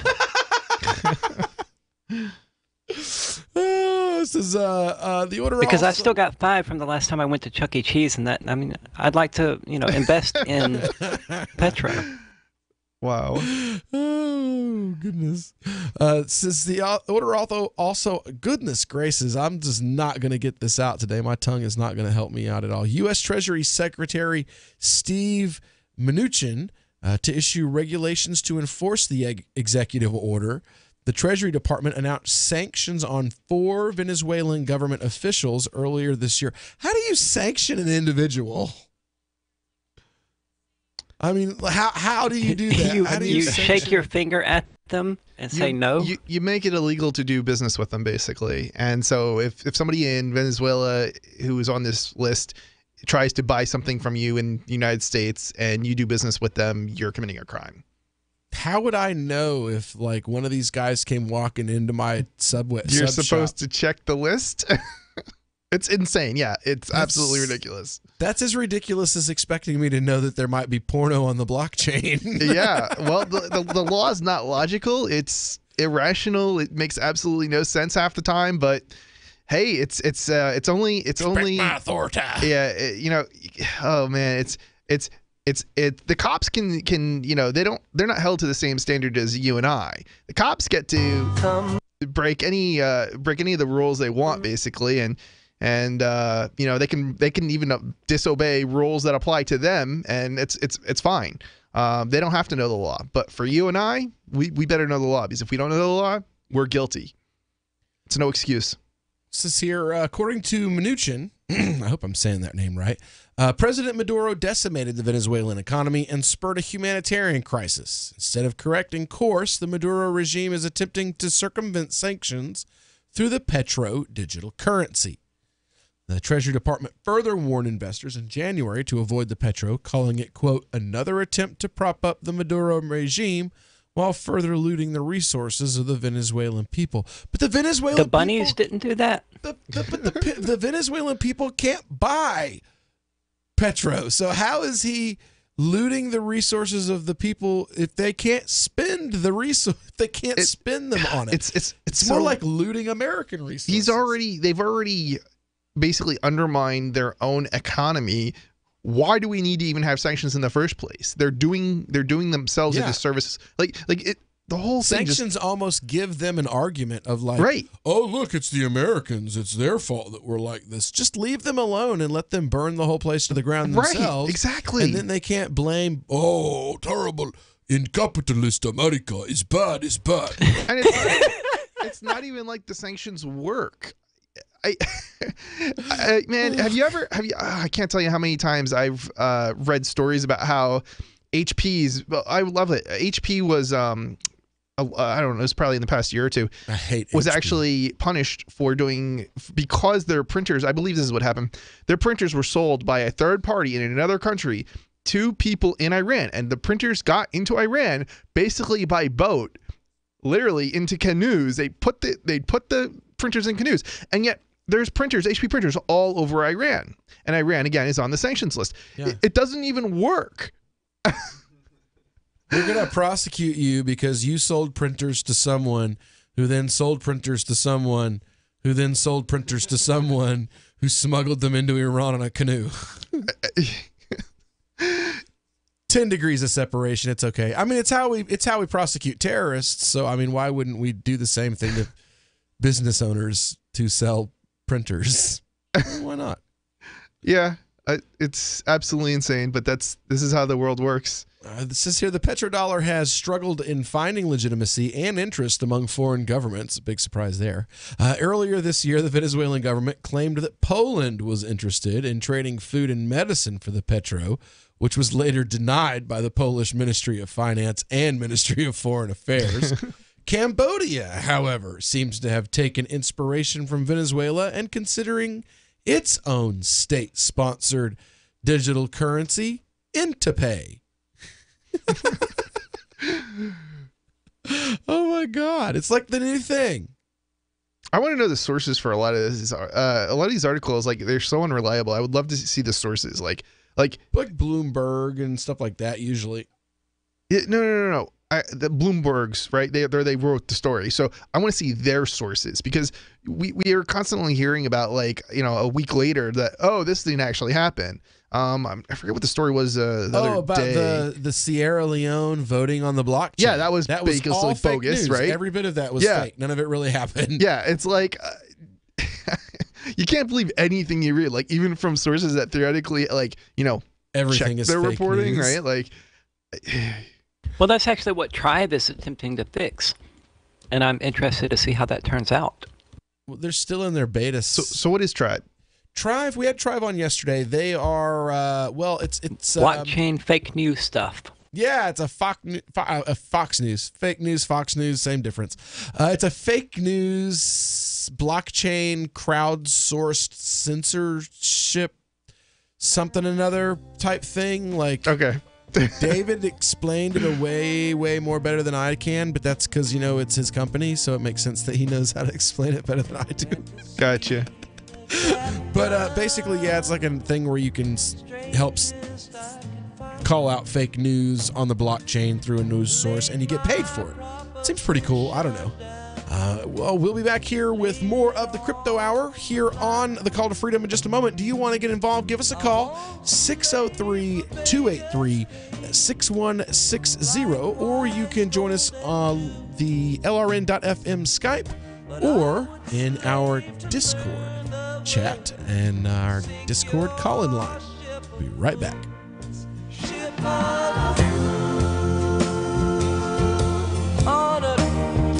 Looking for a great real estate investment? Consider New Hampshire, which is ground zero for the Liberty Movement. Your first call should be to Mark Worden from Porcupine Real Estate. He's more than just a real estate agent. He's your New Hampshire concierge. Where are the best places to live? Do you want farm, city, the burbs, or forest? Do you want a duplex or multifamily building so that renters pay your mortgage? There are homes in all price ranges in New Hampshire, and Mark can help with financing too. Invest in Liberty and property. Mark Worden can help. PorcupineRealEstate.com. This is Michael Dean from the Freedom Fiends. I've run websites since 1996 and have used over a dozen web hosts in that time. AgristHosting.com is the only one that hasn't broken my heart. Agrist Hosting's uptime and service is stellar, and their DDoS mitigation is the best I've seen. That's important because if you tell the truth in this world, you'll ruffle feathers. And some people will try dirty tricks to silence your voice. No matter what the haters hit us with, Agrist Hosting keeps our websites online. If you have a mission-critical commercial presence or a world-changing activism site, you cannot tolerate any skullduggery. So go with AgristHosting.com. Have a WordPress or blog site, but you're not satisfied with performance or uptime? Or just want raw hosting? Want to pay with Bitcoin? Agrist Hosting specializes in high-performance hosting with personalized service. Go to agristhosting.com and click on the button that says Get Hosted. That's agristhosting.com. LRN.FM is proud to announce our official listening apps for Android and iOS devices. Now you can easily tune into our streams anywhere, anytime on your smartphone or tablet. Just visit apps.lrn.fm or search for LRN.FM in the Android or Apple app stores. Please download, rate us 5 stars, then share the link on your social media and let your friends and family know how you're listening to LRN.FM. Download it now, free at apps.lrn.fm. Are you tired of governments murdering people around the world? Stop using their money. There is an alternative. Bitcoin is a stateless, free market, non-political currency. Bitcoin cannot be inflated or controlled by any government. By using their money, you are helping the state. Stop doing it! You have an incredible alternative available now. Learn it, use it, spread it. Get started with Bitcoin at Bitcoin.com. That's Bitcoin.com. There are lots of ways to listen to Free Talk Live. Our podcast has been around since podcasts began, and now the FTL feed is loaded with content besides our full show archives. Did you know that we make it easy for you to customize your podcast subscriptions? We have different feeds, one that includes only our full shows, one with just the Daily Digest, and one with just the Edgington Post. You decide what you listen to. It's quick and easy to customize your feeds at feeds.freetalklive.com. That's feeds.freetalklive.com. Is spreading the message of liberty, cryptocurrency, and peace around the globe worth $2 per month to you? As you may already know, in addition to our internet feed, LRN.FM broadcasts on free-to-air satellite across North and Central America, as well as Sub-Saharan Africa. And we've been available on satellite for free 24/7 since 2010. The LRN.FM free-to-air satellite signal is reaching some of the most oppressive regimes in the world, and there's no doubt our ideas are making an impact. You can learn more about the channel's impact by watching the 3-minute video at fund.lrn.fm. If you'd like to help free minds globally with our ideas of liberty, cryptocurrency, and peace, you can donate as little as $2 per month via fund.lrn.fm. You can help us continue and expand our satellite broadcast to multiple continents. Visit fund.lrn.fm today, and thank you for your help. Don't forget to share the link on social media. That's fund.lrn.fm. You can sign up to receive the latest about the Liberty Radio Network via our email updates at updates.lrn.fm. That's updates.lrn.fm. You are listening to the Crypto Hour, brought to you by Helium.com, on the call to freedom on LRN.fm. أنتم تستمعون إلى The Crypto Hour. يقدم إليكم برعاية Helium.com على برنامج نداء للحرية على LRN.fm.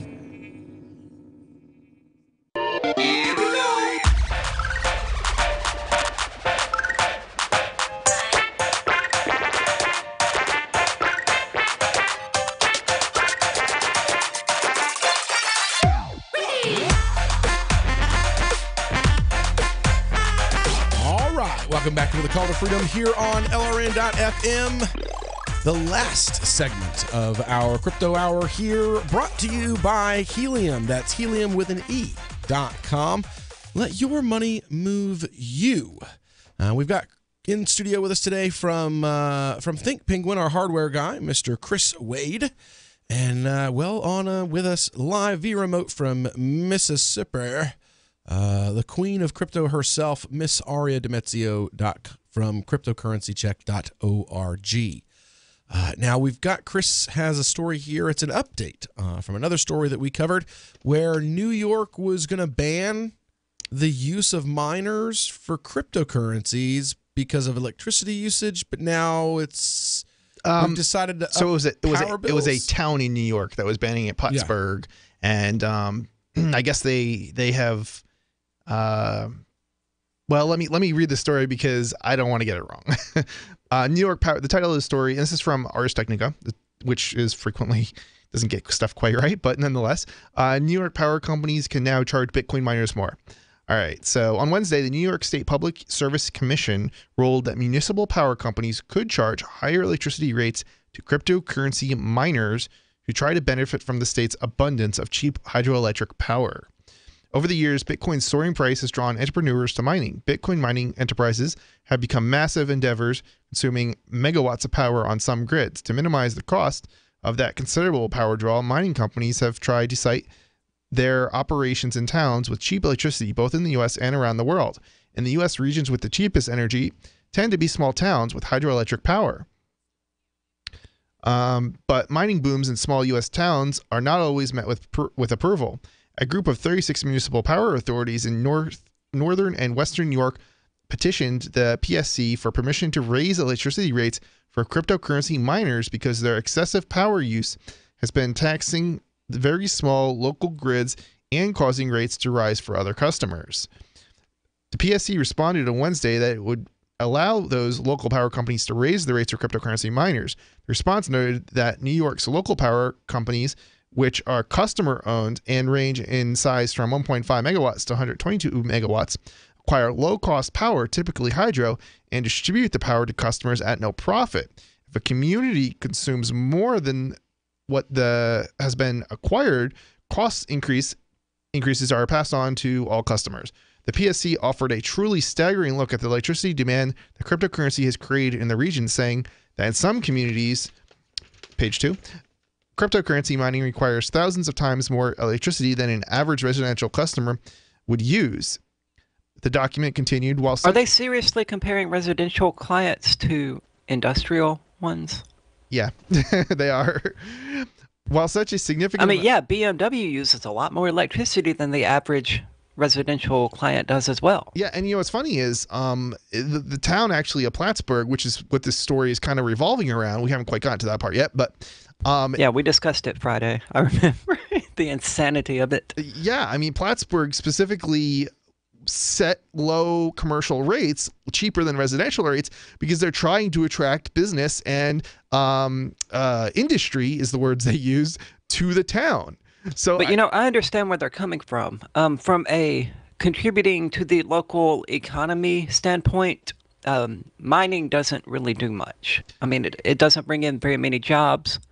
It's not shipping out a bunch of, manufactured goods or anything like that. Yeah, but so do all sorts of other, industries. Like, for example, steel production, I believe, it uses a huge amount of electricity and doesn't create that many jobs relative to the amount of electricity it produces, or amount of electricity it uses, I guess is the way to say it. So I don't know. I'm not defending them. I mean, they should privatize their electricity system, and then wouldn't have this issue. Well, it's kind of funny. It would make sense if they simply charged a rate that was competitive, right? And I understand that it's like a nonprofit, but what they probably should be doing is they should probably be charging the whatever their going rate is, and then if it's owned by the users or by the consumers, give that money, whatever the profit margins are, give them dividends, because then it wouldn't matter how much electricity was used by the miners, because the people would be profiting. It would actually lower their bills, not increase the bills.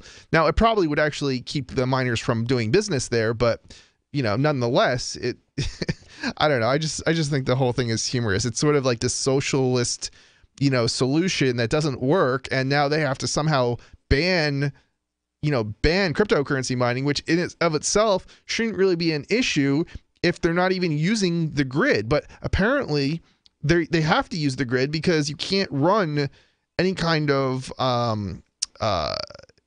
independent like solar power system or anything like that independently of the grid, because in New York, apparently the law says you have to connect to the grid. So in other states, it's the same way. In Florida, you're required to connect to the grid. If you're not connected to the grid, you're not allowed to. Your dwelling is considered condemned automatically by law. Wow. Yeah. If you cannot live inside of a structure that doesn't have a connection to a power pole, or it's automatically considered a condemned living in a condemned property. I could understand if now I understand there's all this stupid socialist stuff that they try and do, like give people discounts for power or whatever, is installing solar panels, but then have that be the condition for which you have to connect to the grid, not just the fact that you own solar panels and have a solar panel, right? Like, why aren't we seeing like huge mining companies setting up in like Eastern Tennessee or Eastern Kentucky, where the TVA is, and electricity's super cheap down there? Maybe they are. Like I don't know. I lived, well, you never hear about it. Where I lived, what are the rates down there? There was 4 hydroelectric dams within 20 minutes of my house. That gives you any idea. Oh yeah, the TVA and all of that, right? Do you know what the rates are for residential or commercial? For a home, we never paid more than maybe $250 a month, and that was to run central heat and air 24 hours a day, 7 days a week in the coldest and hottest months of the year. Okay. I never spent more than $250. Yeah, I don't know what that is in it's a comparison. Lot less than it is here. Yeah, I mean, I couldn't give you a breakdown per kilowatt hour. I could look it up. Yeah. Probably. Well, I mean, the thing is, it might be I don't know. You're right though. You would think that it would be super cheap there, and that people would be setting up there, but maybe there's some other reason not to set up there. I don't know. Where were we? No, I lost my place. Because it's East freaking Tennessee and Mississippi. I mean, why don't we have a bunch of miners down here in the swamplands of Mississippi, just to the west? Because it sucks. Because nobody wants to go there. Yeah. Well, let me continue with this. So in another instance, no offense, Will. Yeah. Yeah. In another instance, the power demanded by cryptocurrency companies accounted for 33% of the local power companies' load. Wow. Yeah, I mean, I could see that increasing the costs, but then I would think it would increase the costs. If it, what's funny is if it actually increases the costs, it would actually solve the problem because the cryptocurrency companies would leave. Well, the problem is that they're socializing the increased costs. So ordinary people right. I've got numbers here are paying the increased fees. I've got the numbers here from 2011. Okay, so what is it? And it shows Tennessee's cost is around 9 cents per kilowatt hour compared to New Hampshire at 16.5. Okay, so and that was in 2011. Those rates have gone up significantly. It was 4.5 in Plattsburgh and 2 cents per kilowatt for commercial, so that's why they're doing it there as opposed to Tennessee or. I wonder why it would be so much cheaper. That's weird that it would be so much cheaper there, and this is a state average too. Oh, you know what the other reason is? It's because it's not a commercial rate, or it's a non-commercial, so they're not passing off. Yeah, this wasn't a commercial rate. This is a residential. But I'm sorry. Let me rephrase average. It's. So those other ones might be for-profit entities, power generation entities, whereas these are non-profit generating. So they're not marking it up to meet or to compete with to make a profit, I guess is the best way to phrase that. So in the village of Akron, a cryptocurrency mining operation requested 5 milliwatt increase in electricity delivery. If Akron were to comply with this request at existing rates, Akron's annual average bulk power supply costs would have increased 50% with a direct impact on retail rates, the New York's PSC wrote. Of course, cryptocurrency mining is hardly the first industry to arbitrate electricity prices to make some goods production more profitable. The practice is common in aluminum production. Oh yes, where the smeltering process uses a vast amounts of electricity to create aluminum metal from alumina. It's the Onion Radio News. Teen sex is linked to alcohol and drugs by the Center for Figuring Out Really Obvious Things. This is Doyle Redland reporting. An exhaustive 4-year, $23 million study of substance abuse and sexual habits of more than 2,500 American teens has confirmed that young people between the ages of 13 and 18 who drink and or use drugs are more likely to be sexually active. Dr. Gerald Eckersley is director of the Boston-based organization. We found that this phenomenon also occurs among adults as well as every population everywhere in the world that has ever existed since the dawn of time. The center has sent a teleprompter-ready press release of its findings to more than 400 local TV news affiliates across the U.S., along with stock video footage of beer displays and teens smoking and drinking at parties. Doyle Redland for the Onion Radio News, online at theonion.com. This is the Onion News Network.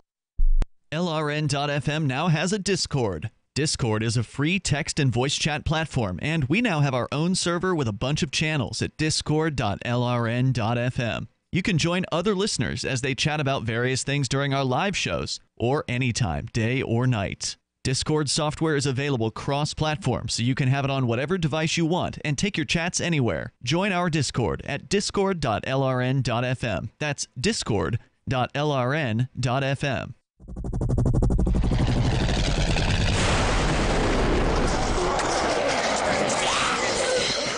In Survivor Max 2, School Bites, Max must scavenge through a wasteland swarming with the undead. Desperate to find the medicine he needs, he discovers a community of survivors at his former school. Has he finally found the safe haven he's been looking for, or will he discover that school bites?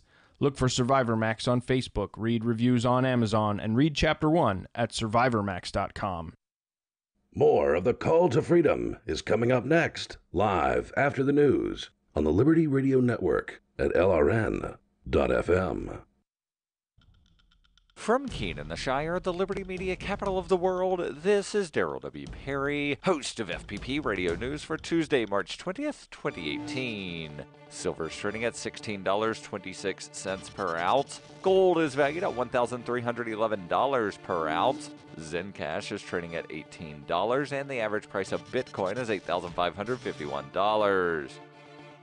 Antiwar.com reports U.S. military involvement in the Saudi invasion of Yemen was never authorized by Congress. 3 years into the conflict, this might actually matter, with the Senate set to vote on S.J. Res. 54, a War Powers Act challenge, which would require the U.S. to end involvement in the war. The resolution is enjoying growing support across the Senate, with high-ranking officials like Senator Tim Kaine of Virginia coming out in favor. Sources say a vote on the resolution is scheduled for Tuesday. During the war, U.S. involvement has mostly centered around supporting Saudi bombing of Yemen, including targeting assistance and mid-air refueling of warplanes. U.S. warships have also participated in the Saudi naval blockade, which has resulted in mass starvation in parts of the country. Getting a vote is no small feat, despite the War Powers Act obliging floor votes on such challenges. An effort in the House last year was foiled, replaced with a non-binding alternative. This will be the first ever War Powers Act challenge in the Senate. The Trump administration has been scrambling to shore up support, arguing that the war isn't authorized, but not being at a war would be bad for U.S.-Saudi relations. Saudi Crown Prince Mohammed bin Salman is in the U.S. to do some last-minute lobbying as well, meeting individually with senators. Though Salman and the administration appear to believe this will sway the vote in their favor, it may actually do the opposite. That's because Saudi war crimes in Yemen are increasingly concerning in Congress, and the prince's defense of the war is not very convincing. For over 40 years, Roberts & Roberts Brokerage has been a trusted source for buying and selling precious metals. Gold, silver, platinum, and palladium. They don't feed the banks. They're Bitcoin preferred and have removed the minimum purchase amount for all orders paid in the digital currency. Call Roberts & Roberts Brokerage today for knowledgeable advice on buying and selling precious metals and a forward-thinking approach to new technologies. 800-874-9760 or visit online at rrbi.co. UPI reports the U.S. Supreme Court ruled Monday not to block Pennsylvania's new congressional district voting maps, which Republicans challenged as unconstitutional. The state Supreme Court redrew the map in February after it determined the previous map plainly and palpably violated the state constitution. Republican leaders said the court did not give state lawmakers enough time to redraw the map after the February ruling. Monday's ruling followed another unsuccessful challenge in a federal district court earlier in the day, in which a 3-judge panel said the GOP leaders who brought the case did not have standing to represent the whole General Assembly. The Pennsylvania Democrats who challenged the 2011 voting map accused Republicans of gerrymandering, diluting the votes of Democrats and racial minorities. The League of Women Voters of Pennsylvania told USA Today it was deja vu all over again, with arguments that have not improved with age. The U.S. Supreme Court's decision came a day before a filing deadline for the May primaries. The new map will also be used in the general election, in which Pennsylvania is considered a battleground state. Pennsylvania is not the only state facing a battle over its congressional map. The U.S. Supreme Court delayed its ruling on a similar North Carolina case to give it time to consider other cases in Wisconsin and Maryland. Are you looking for a cryptocurrency that has a focus on users and usability? Then look into Zencash. Zencash is the world's first private, distributed, and reliable platform for communications, transactions, and publishing. Zencash features global governance with inclusive decision-making, reliable funding for continuous improvements, and documentation and wallets in many languages that are available for Linux, Mac, Windows, and Android devices. Learn more at zensystem.io. That's zensystem.io.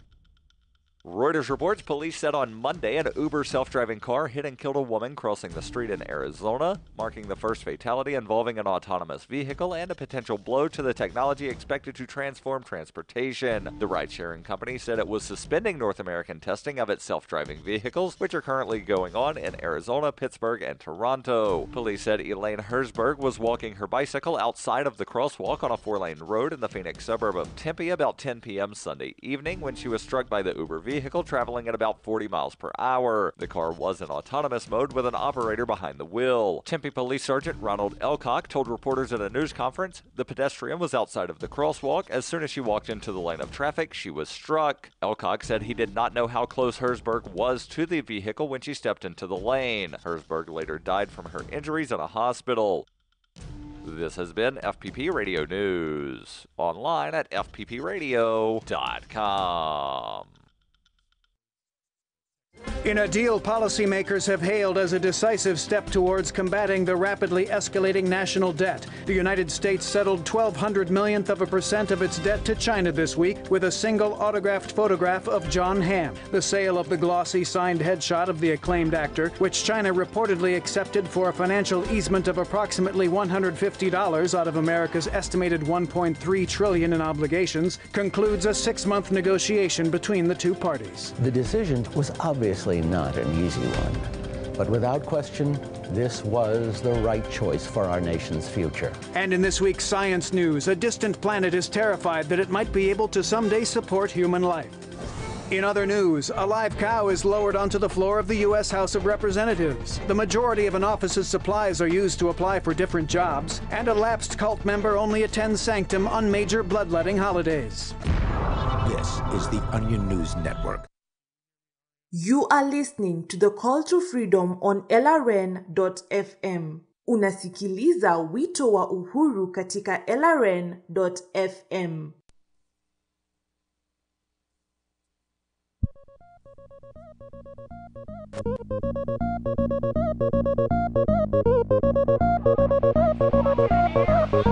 That's so disgusting! We'll be fine, let's party!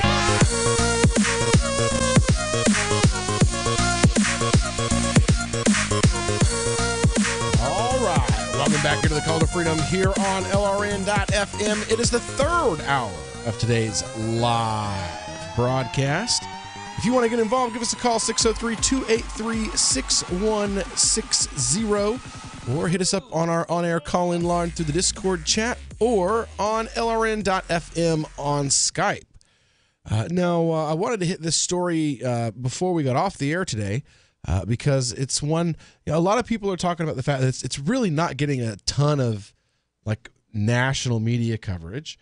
You know, you're not seeing this plastered on CNN and Fox News 24 hours a day, and I'm fairly sure it's because nobody really has any idea who to blame yet. So like nobody knows who should report on it and we're actually going to touch a little bit on that by the end of the show as well. But nobody really knows what to report on it because nobody knows who to blame. So nobody knows what side to take.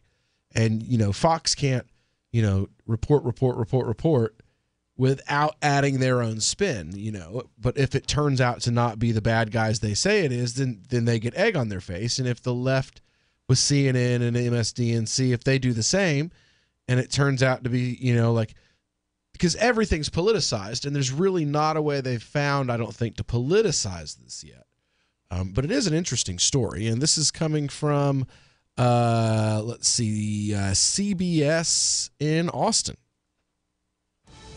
Good morning. Thanks for joining us here at CBS Austin this morning. I'm Allison Miller. And I'm Lindsay Littman. We're following breaking news of another package explosion, this one in Schertz, just northeast of San Antonio. Yeah, police say this one happened at a FedEx facility. Adam Hammonds is joining us live. And Adam, FBI says that this could be linked to the other Austin bombings. Yeah, they're looking at as a possibility right now. Both FBI and ATF are on the scene right now. They're looking into that possibility as it being linked to the Austin bombings, but they still need to analyze the evidence and look through this explosion and see exactly what happened. As you can see the scene right now, this is the FedEx distribution center in Schertz, just northeast of Austin. Apparently, the package exploded on a conveyor belt as it was moving. And according to CBS sources, apparently it was mailed from Austin and then also going to an Austin address. So again, mailed from Austin and possibly going to an Austin address. That's according to CBS News sources right now. And again, FBI sources are saying they're looking this possibly linked to those Austin bombings. Now, one person was hurt by a sort of percussion injury as far as a headache goes from that blast, but wasn't seriously hurt, and no other persons were injured. There's about 75 people in the facility at the time. They're currently being interviewed right now. Maybe we don't know where the process is right now, but they're still interviewing all those employees to see exactly what happened. Now, we did talk with local law enforcement here to see what they thought of the possibility of it being linked to Austin. They say it's still early to say at this time. Well, it's too early to tell, to determine, and I really don't want to prematurely say that it is linked without the official word saying that, we can actually say this is the bombing that's going on. But again, that official word could be coming anytime soon. What did he mumble about? For real, right? He sounded real convincing. We don't know if they will say it is linked or not, but the proximity and the possibility that it was mailed from Austin and also linked to an Austin address as well goes into that possibility as well. So we're waiting for some more information as FBI and local law enforcement and ATF come to the scene.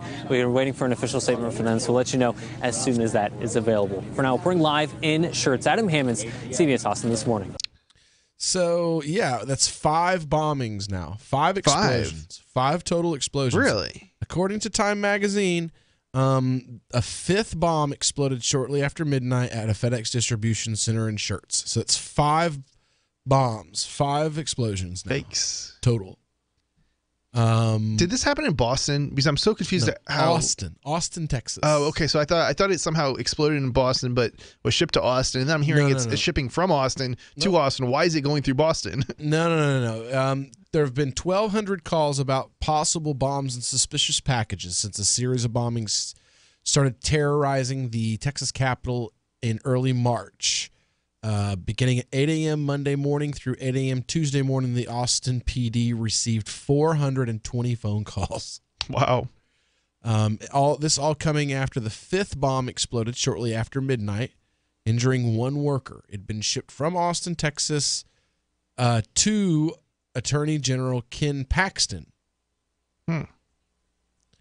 According to the AP, it's further evidence the explosives were connected to the deadly serial bomber who's detonated 4 other packages in the state capitol. Is there any kind of connection? Like, is there any kind of sentence or like is a person saying why they're doing this, or do we not know any?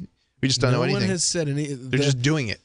What I've seen from the media is that this bomber is trying to send a message. But what's the just message? Had no idea what it is. What's the message?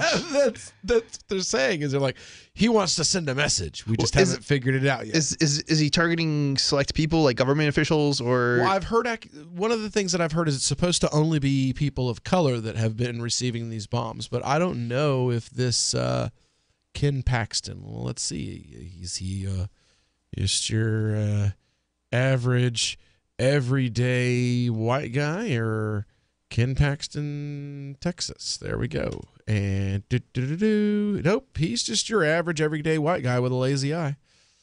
All right, so interesting. So maybe it's he looks like his face looks like he had a stroke. Like the whole right side of his face are is they all lower government? than the left. Have they all been government officials? No. They haven't all been government officials, I don't believe. Interesting. Let's see here. Are people involved in government in some way? Some sort of connection to government even? Or politics? What do we know? Well, who's responsible? We don't know. Who are the victims? Victims. 2 people died, while 5 have been seriously injured. Anthony House, 39, and 17-year-old Draylon Mason. Mason's mother survived an explosion but sustained injuries, as did a 75-year-old Esperanza Herrera. Sunday's bombing left 2 men in their 20s hospitalized. That's it. Well, we do get some psychopaths every so often. They're pretty rare actually, but we do get psychopaths occasionally that they're out to kill people, out to whether it's through bombing or it's through raping people and slitting their throats. It happens every so often, and just it's very, very rare. Here we go. Private residence, Harris Ridge, Austin, Texas. 1 death, 0 injuries. Package bomb. Private residence, East Martin Luther King Boulevard, Austin, Texas. 1 death, 1 injury. Private residence in Montopolis, Austin, Texas. 1 injury. Package bomb. Near a road in Travis County, Austin, Texas. 2 injuries. A tripwire activated bomb. And then this bombing on the 20th. So from the 2nd through the 20th, so 18 days, 5 bombings. There's even a map, I think, like a map of the bombings, because like I said, the accusation is that they're racially motivated, that I saw, but I don't, it doesn't look that way to me. I mean, they just bombed some white politician. So, but all the bombings are right in a pretty small area, it looks like. Around a couple of neighborhoods, within a few miles of each other. 10 kilometers. Oh, 10 kilometers. How many miles is 10 kilometers? Are they all being shipped by FedEx, or is it different? It doesn't say. It doesn't say how they're all being shipped, just that they're all being shipped to addresses in Austin, Texas. And that somebody's trying to send a message. That's it. Literally? Yeah, literally. That's what it says. Somebody's trying to send a message. Are they trying to send a message? I mean, we just don't know what it is. Well, I mean, they're literally sending packages. Yeah, which, but Oh, yeah. Yeah, good point. All right. Well, if you want to weigh in on this story, give us a call, 603-283-6160. When we get back, we'll do a little bit more mining on this YouGov poll that came out. Just tons and tons of just really, really interesting information there. I love My Magic Mud. I drink a lot of coffee. I had stains on my teeth. Then I found My Magic Mud, and I was told it would remove stains. So I paid attention when I brushed the first time. My Magic Mud is black tooth powder, and the difference it made in my teeth in 1 application was noticeable. With 4, my teeth were as white as you normal folks out there. Please go to mymagicmud.com and buy a jar. There's 150 applications for $25. You can use Bitcoin, mymagicmud.com. Since time began, tyrants have taken aim at personal liberties. Now there's a movie that aims back.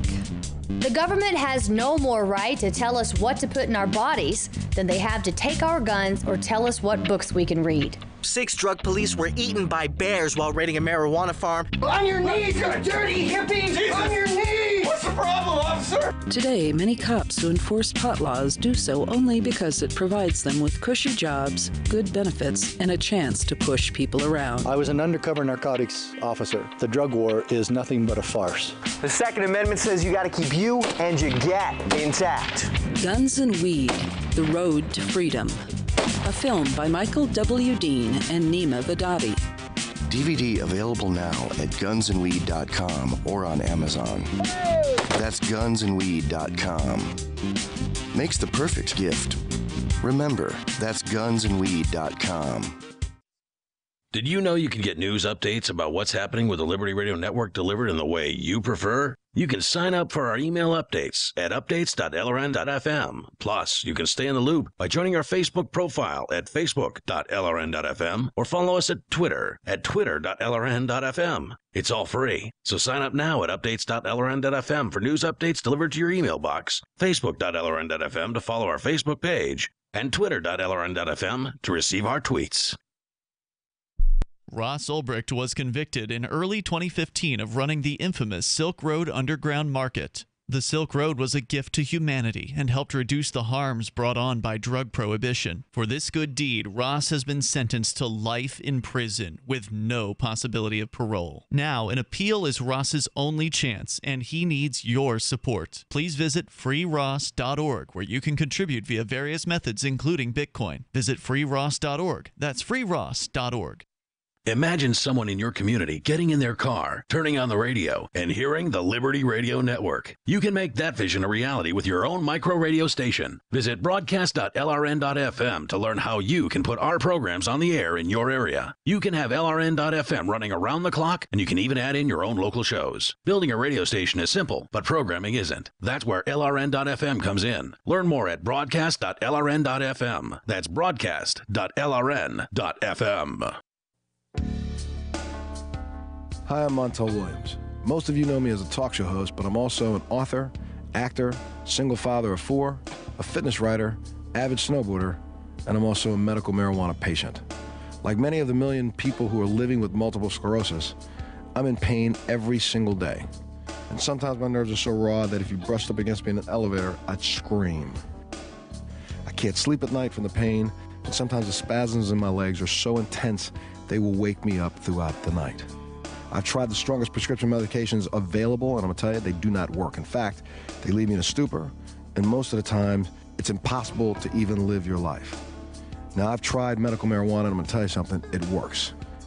If you'd like more information about medical marijuana, you can contact the Marijuana Policy Project at mpp.org or call 1-877-JOIN-MPP.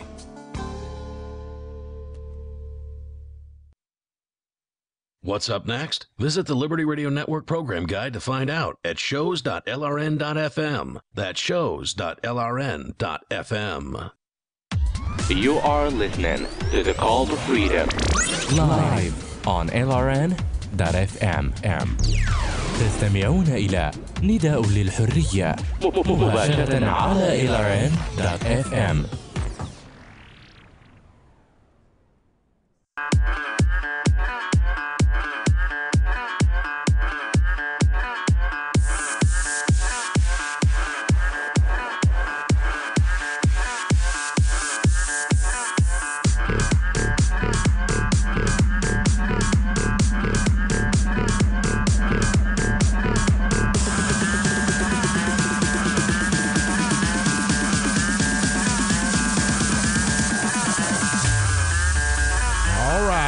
Welcome back here to the Call to Freedom here on LRN.FM.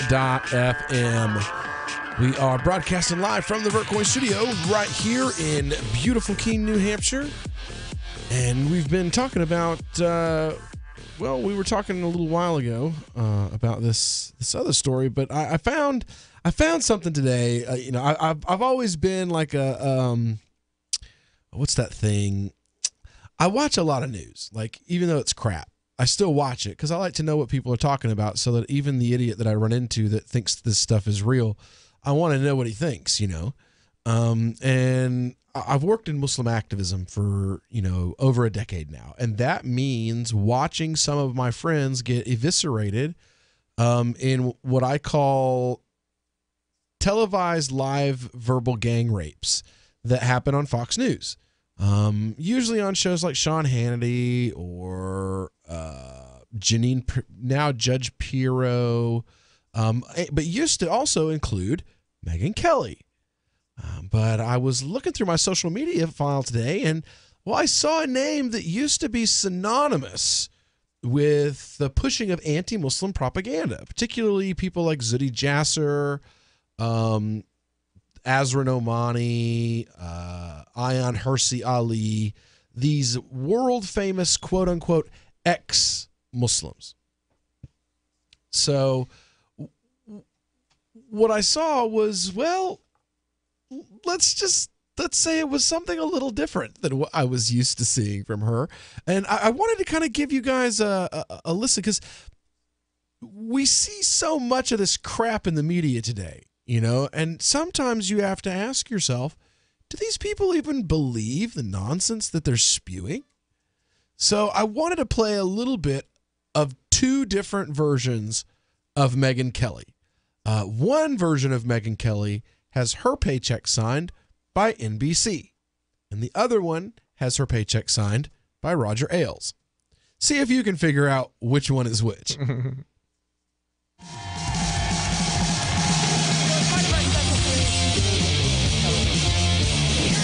Roles, big and small. And we've got a special one today in honor of International Women's Day. Tahera Rahman is a 27-year-old Muslim American who had dreams of being a TV news reporter. But there was a barrier in her way that was less about her and more about others.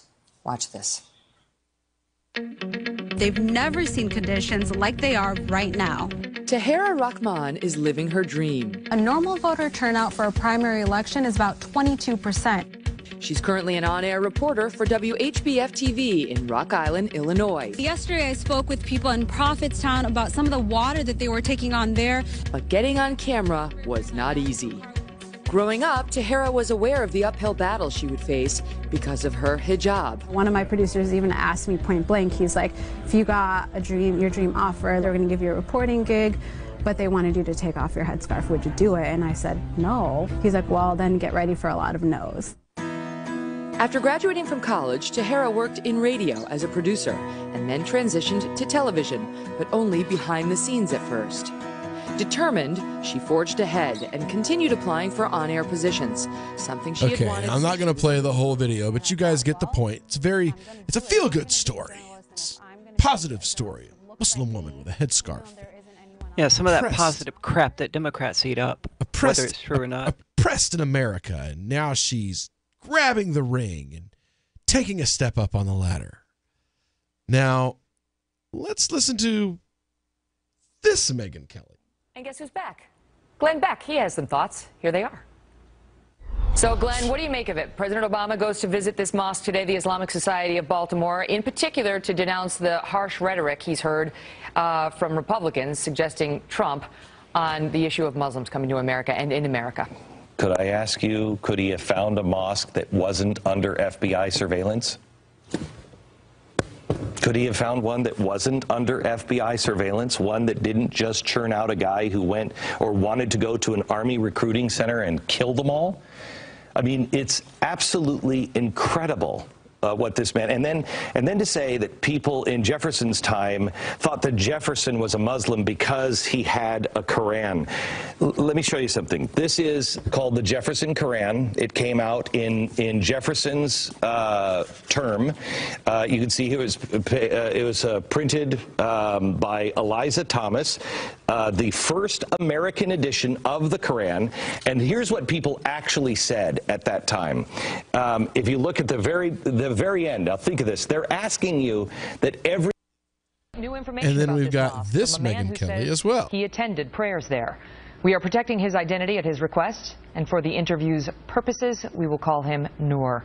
Noor, thank you for being with us tonight. So you attended this mosque, the very same mosque where Alton himself, Yisrael, attended. And what did you observe? I observed the teachings of Islam. It took 2 years to learn what I know about Islam today.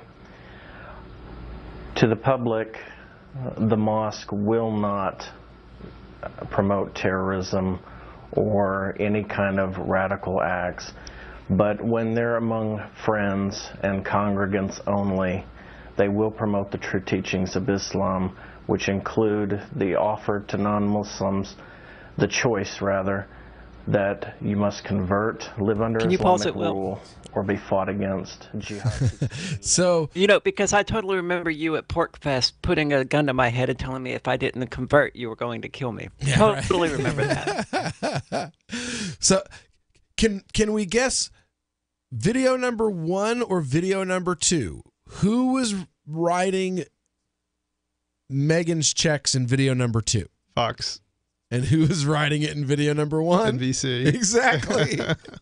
And that's the point. Do you hear the difference? I mean, in one, she's bringing on an obviously fake person that's not a member of this mosque. Like, I actually know people that go to the mosque that she's talking about. There's a very well-known libertarian activist in Oklahoma who's good friends with Adam Bates from the Cato Institute and a bunch of other folks. And she attends this that crap couldn't have been more fake. Right? So you've got the Let's Malign Islam with a fake guest on Fox News, and then we've got this like touchy-feely, happy, everything's grand, we're all best friends type nonsense story when she goes to NBC.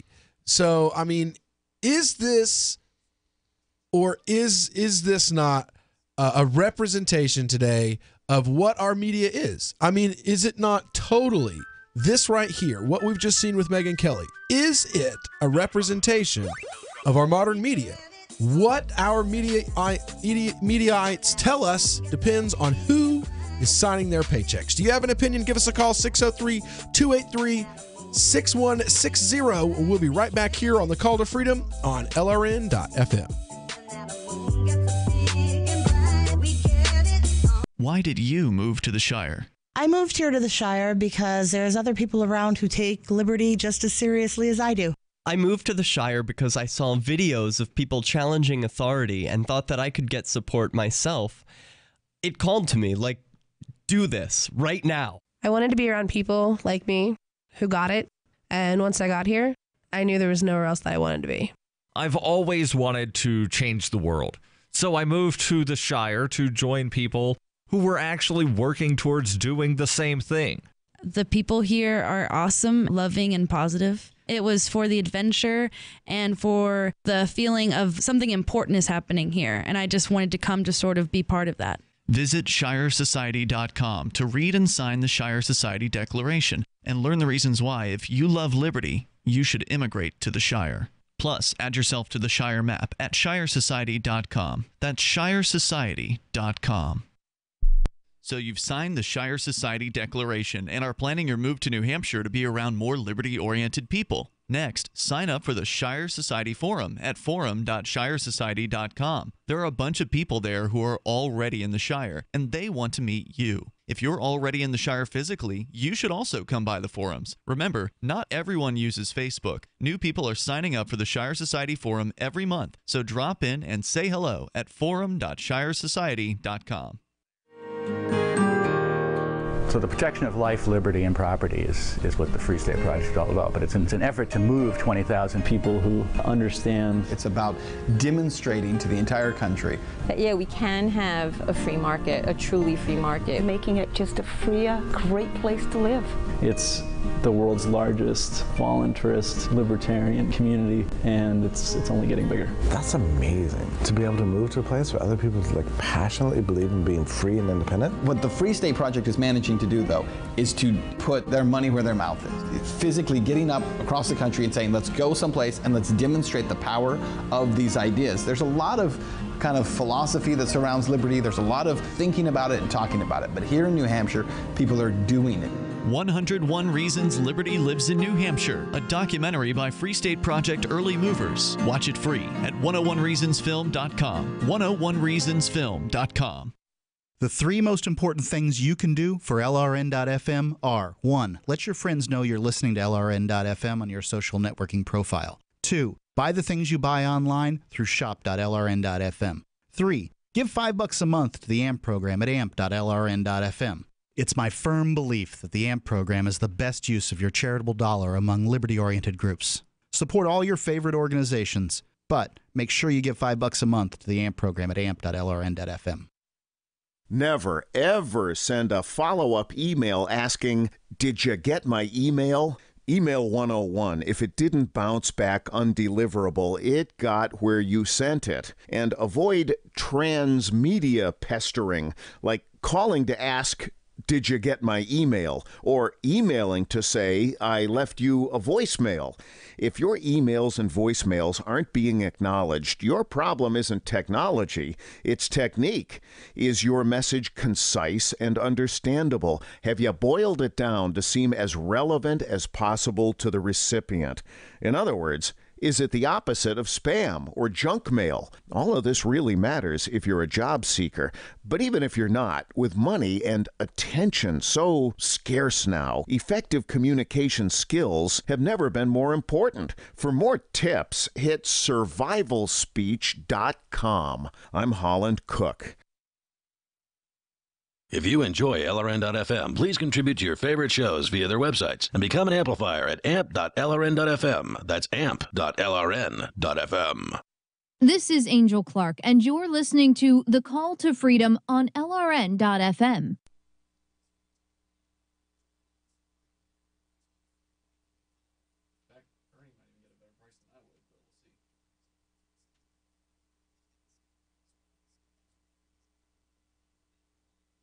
I should ask, and then we should have Ernie ask and see if the price is different.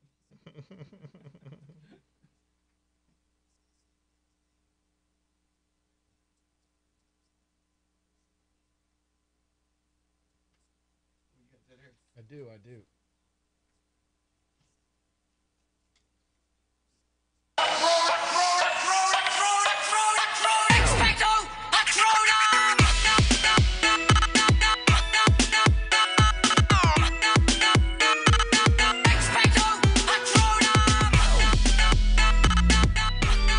Welcome back here to the Call to Freedom here on LRN.FM. And we've been talking about this story here where, you know, you've got two Megyn Kellys out there. You've got the 12 years on Fox News, nationalist, hardcore, right-wing, angry, blonde-haired white woman. And now, though, now that her checks are being signed by someone else, now we have an all-new Megyn Kelly, and she's a very happy, a very feel-good Megyn Kelly. While looking for some of the more angry versions of Megyn Kelly, I found another one where she was, because she's on the Today Show now. It's called, what's it called? The Shalom Sisterhood. Christian, Jewish, and Muslim leaders reflect on how to reconnect with their faith. This was her Christmas episode. Wow. This December the 25th, her Christmas episode, she had Muslims on her show. So she went like hard left. Wow. I mean, not even to the center first. All because she's on the Today Show now instead of doing, what was that thing she did? The Kelly Report or whatever? Where like the psycho rambling hour? Yeah. It was just her 2 hours of her being an angry bitch. This is awful, and the right wing and Obama, and oh my God, they're building a mosque and just to tear it down. And now she's like, and now you killed the timing. I was going to say, also known as Wednesday's Crypto Hour. And now she's like, oh, and we have the Muslim Jewish Sisterhood with us for this Christmas morning on USA Today. Thank you for joining us here on Megyn Kelly Today. That's what it's called, Megyn Kelly Today on NBC. It's so funny. Like, I'm looking at it, and there's this like 7-foot tall Christmas tree in the background, and a fake fireplace, the whole thing. Like this gigantic, like 8-foot wide fake fireplace on a television set with like a window right there that you can see that it's like, it's New York City, yo. Like, you can see that it's fake. Just as fake as she is. There we go. The fireplace is a metaphor for Megyn Kelly. So fake that you can see it. Because it's a hot box. Oh! Ooh. Wah, wah, wah. Oh, goodness. I hope that didn't get us kicked off the air. Ah, no. You had to say another word that besides box, I think, to get us kicked off the air. But I mean, this is our media now, guys. This is where people get their information. And we wonder why nobody knows anything anymore. I know blogs. There are blogs out there that produce better reporting than mainstream media. You know, there were some that I used to be a really big fan of. You know, I used to be a big fan of the Free Thought Project years ago. And then does anybody know what happened to them? That they just like lost their minds and just started printing everything? I have no idea. Like they went the Alex Jones route, you know? Well, they used to be one of my favorite sources. They would print stuff that you couldn't get other media sources to print. I mean, I have stories that I've literally gone to them and asked them to put in Free Thought Project because other sources were only covering one half. Like you had a few years ago, you had these militants show up at mosques all across the U.S. because some idiot in Arizona said, hey, let's go and harass Muslims on a Saturday with our AR-15s out in front of the mosque and, you know, show how that means we're not violent, they are. And there was this huge response by libertarians and oath keepers all across the U.S. to go to mosques and volunteer. And some of them even went with AR-15s and stood in front of the mosque and were like, I know I look like the guy on the other side of the fence that is here to hurt you, but I'm here to protect you from him. So you just go inside and have your cookies and cake, and don't worry, if they want to bother you, they got to get through me first. You know, and we saw this kind of stuff happen in Atlanta, it happened in Michigan. I mean, it happened all over the country. Oklahoma. I mean, literally from one end of the U.S. to the other, north, south, east, west, there were these things happening. And the mainstream media was only covering the idiots that were showing up with guns to act like idiots, who were there to be mean and angry and intimidate and be threatening. They were the only part of it that got any media attention, and they blew it up as though it were like hundreds and hundreds of people, when most of these places it was like 8 idiots showed up and 36 counter protesters showed up, you know? But they portrayed it as the opposite of that. So I had to go to I went to Free Thought Project and I asked them, can you do something about this? And William Grigg wrote a story. And I mean, it's literally the only way that people know that it even happened is because of Free Thought Project. And now Free Thought Project has become this thing that, like, it's not that they just publish stories that other people won't publish for political reasons. They publish stories other people won't publish because it's garbage, because it's nonsense. Yeah, it's like BS. Sarwark is a CIA spy. Yeah. Oh, yeah. Come on now. Don't give away the drama of the week already. Oh, I'm not. But I mean, it's the same source, you know? I tried to get him to come on the show this week, but, you know, he's busy. Oh, he's running for mayor and running for national chair, so he's a little too busy to come on. He's been on the show a bunch over the years. He's just not able to come on right now. Okay, that's cool. So he was on our very first episode years and years ago. It was him and Osama Saleh, Imam Osama Saleh, and Nick Sarwark were on our very, very first episode. I don't even think there's a copy of it available that you can find that's good, because we had a lot of technical hiccups that night. It was pretty bad. I would think so for a first show. Yeah, it was my very first, you know, like trying to do everything myself. I'd done radio before in Florida, but, you know, I'm used to having a man behind the glass. That's what we called him. Right. All I have to do is talk. Yeah, there's all sorts of hacks you probably have to do in order to get it to work when you're doing it all yourself, right? Yeah. And I'm like, this is, I don't know what I'm doing here.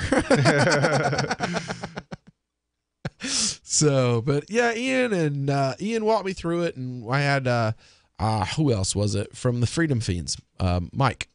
Okay. Yeah, Mike and Ian, you know, walked me through it, helped me, you know, pick out all the right equipment and stuff, and gave me the opportunity to try to give better media, because I mean, we were able to bring people on that no one would ever try. Like, we got a guy from the Proud Boys in Florida who is on with a black imam who helped open the first Islamic university in the U.S. And we're having them have a conversation with each other. I mean, it's like Geraldo, but on the radio, and nobody's acting like it. Well, Ryan was piss drunk by the end of the episode, and you could tell he asked the same question once an hour the whole time. And by the third hour, it sounded more like, so, it's my thing, man. You gotta, just listen, I mean, if, it was terrible. It was absolutely awful. But we did things, we were able to do things on the show here that you're just not going to see anywhere else, because we have the freedom to do that, and we're not scared, to do those things. And we want people to know the truth. And it's sad that you have to go to some little penny radio show like ours to find a kernel of truth in media today. The new 4th edition of Healing Our World, The Compassion of Libertarianism, will take your understanding of liberty to a deeper level and has over 1,300 updated references, new cartoons, and a foreword by Dr. Ron Paul. With discounts for multiple book purchases, the 4th edition of Healing Our World is a great gift for the liberals, pragmatists, environmentalists, and Christians in your life who think libertarianism is cold-hearted. Get yours today at healing.freetalklive.com and use promo code FTL for a $5 discount. Catch The Call to Freedom at its new time, weekdays from 4 to 7 p.m. The Call to Freedom is the only live drive-home call-in show in the U.S. with a segment devoted to cryptocurrencies. Crypto Hour, brought to you by Helium.com, live from Vertcoin Studios in New Hampshire.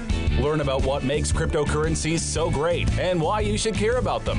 Updates on new coins and ICOs, and warnings of scams. Plus, hear from traders, whales, developers, and big names in the crypto world. You can also win crypto coins or tokens every episode. Just listen for the faucet sound and be the 5th caller to get free Dash, Litecoin, Vertcoin, Verge, or other cryptocurrencies. The Call to Freedom with Will and Aria, featuring Crypto Hour. Broadcast internationally through our BitPlus network satellite. Weekdays from 4 to 7 p.m. on LRN FM. Did you know we've taken our LRN.FM telephone listen line to a new level with the LRN.FM audio on demand line? Now you can call 712-770-8447 anytime and listen to LRN.FM's live feed. And you can listen to a bunch of our original shows on demand. Long distance fees may apply. Just dial 712-770-8447 and choose from the menu. 712-770-8447. Cell 411 is a free app for Android and iOS that replaces government-controlled 911. Cell 411 allows you to preset a group of friends or private organizations to show up at any emergency. Cell 411 is a nightmare for the state because it proves their so-called services aren't needed. Cell 411 has had thousands of installs, and of course it's covered by the BIPCOT no government license. Cell 411 because your friends won't shoot you when you're in trouble. Without the government, who would build the emergency services? You and Cell 411. Get it today at getcell411.com. Some of you asked, and now we've delivered. LRN.FM's live Keene, New Hampshire studio shows are now streamed in HD on Twitch. Visit our channel at twitch.lrn.fm and give it a follow. If you have Amazon Prime, you get 1 free subscription on Twitch. If you use it on our channel, Twitch will give LRN.FM a monthly piece of your Prime subscription cost. So please watch, follow, share, and subscribe to twitch.lrn.fm. That's twitch.lrn.fm. Is spreading the message of liberty, cryptocurrency, and peace around the globe worth $2 per month to you? As you may already know, in addition to our internet feed, LRN.FM broadcasts on free-to-air satellite across North and Central America, as well as Sub-Saharan Africa. And we've been available on satellite for free 24/7 since 2010. The LRN.FM free-to-air satellite signal is reaching some of the most oppressive regimes in the world, and there's no doubt our ideas are making an impact. You can learn more about the channel's impact by watching the 3-minute video at fund.lrn.fm. If you'd like to help free minds globally with our ideas of liberty, cryptocurrency, and peace, you can donate as little as $2 per month via fund.lrn.fm. You can help us continue and expand our satellite broadcast to multiple continents. Visit fund.lrn.fm today, and thank you for your help. Don't forget to share the link on social media. That's fund.lrn.fm. Join the LRN.FM Discord for live chat 24/7 at discord.lrn.fm. That's discord.lrn.fm. You're listening to The Call to Freedom on LRN.FM. تستمتعون إلى برنامج نداء للحرية مباشرة على LRN.FM.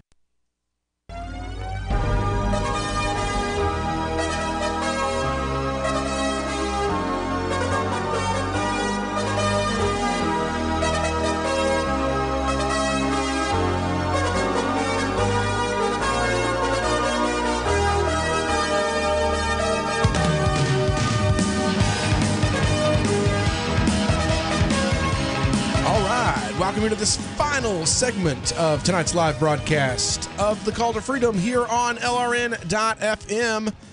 Broadcasting live from the Vertcoin studio here in beautiful Keene, New Hampshire.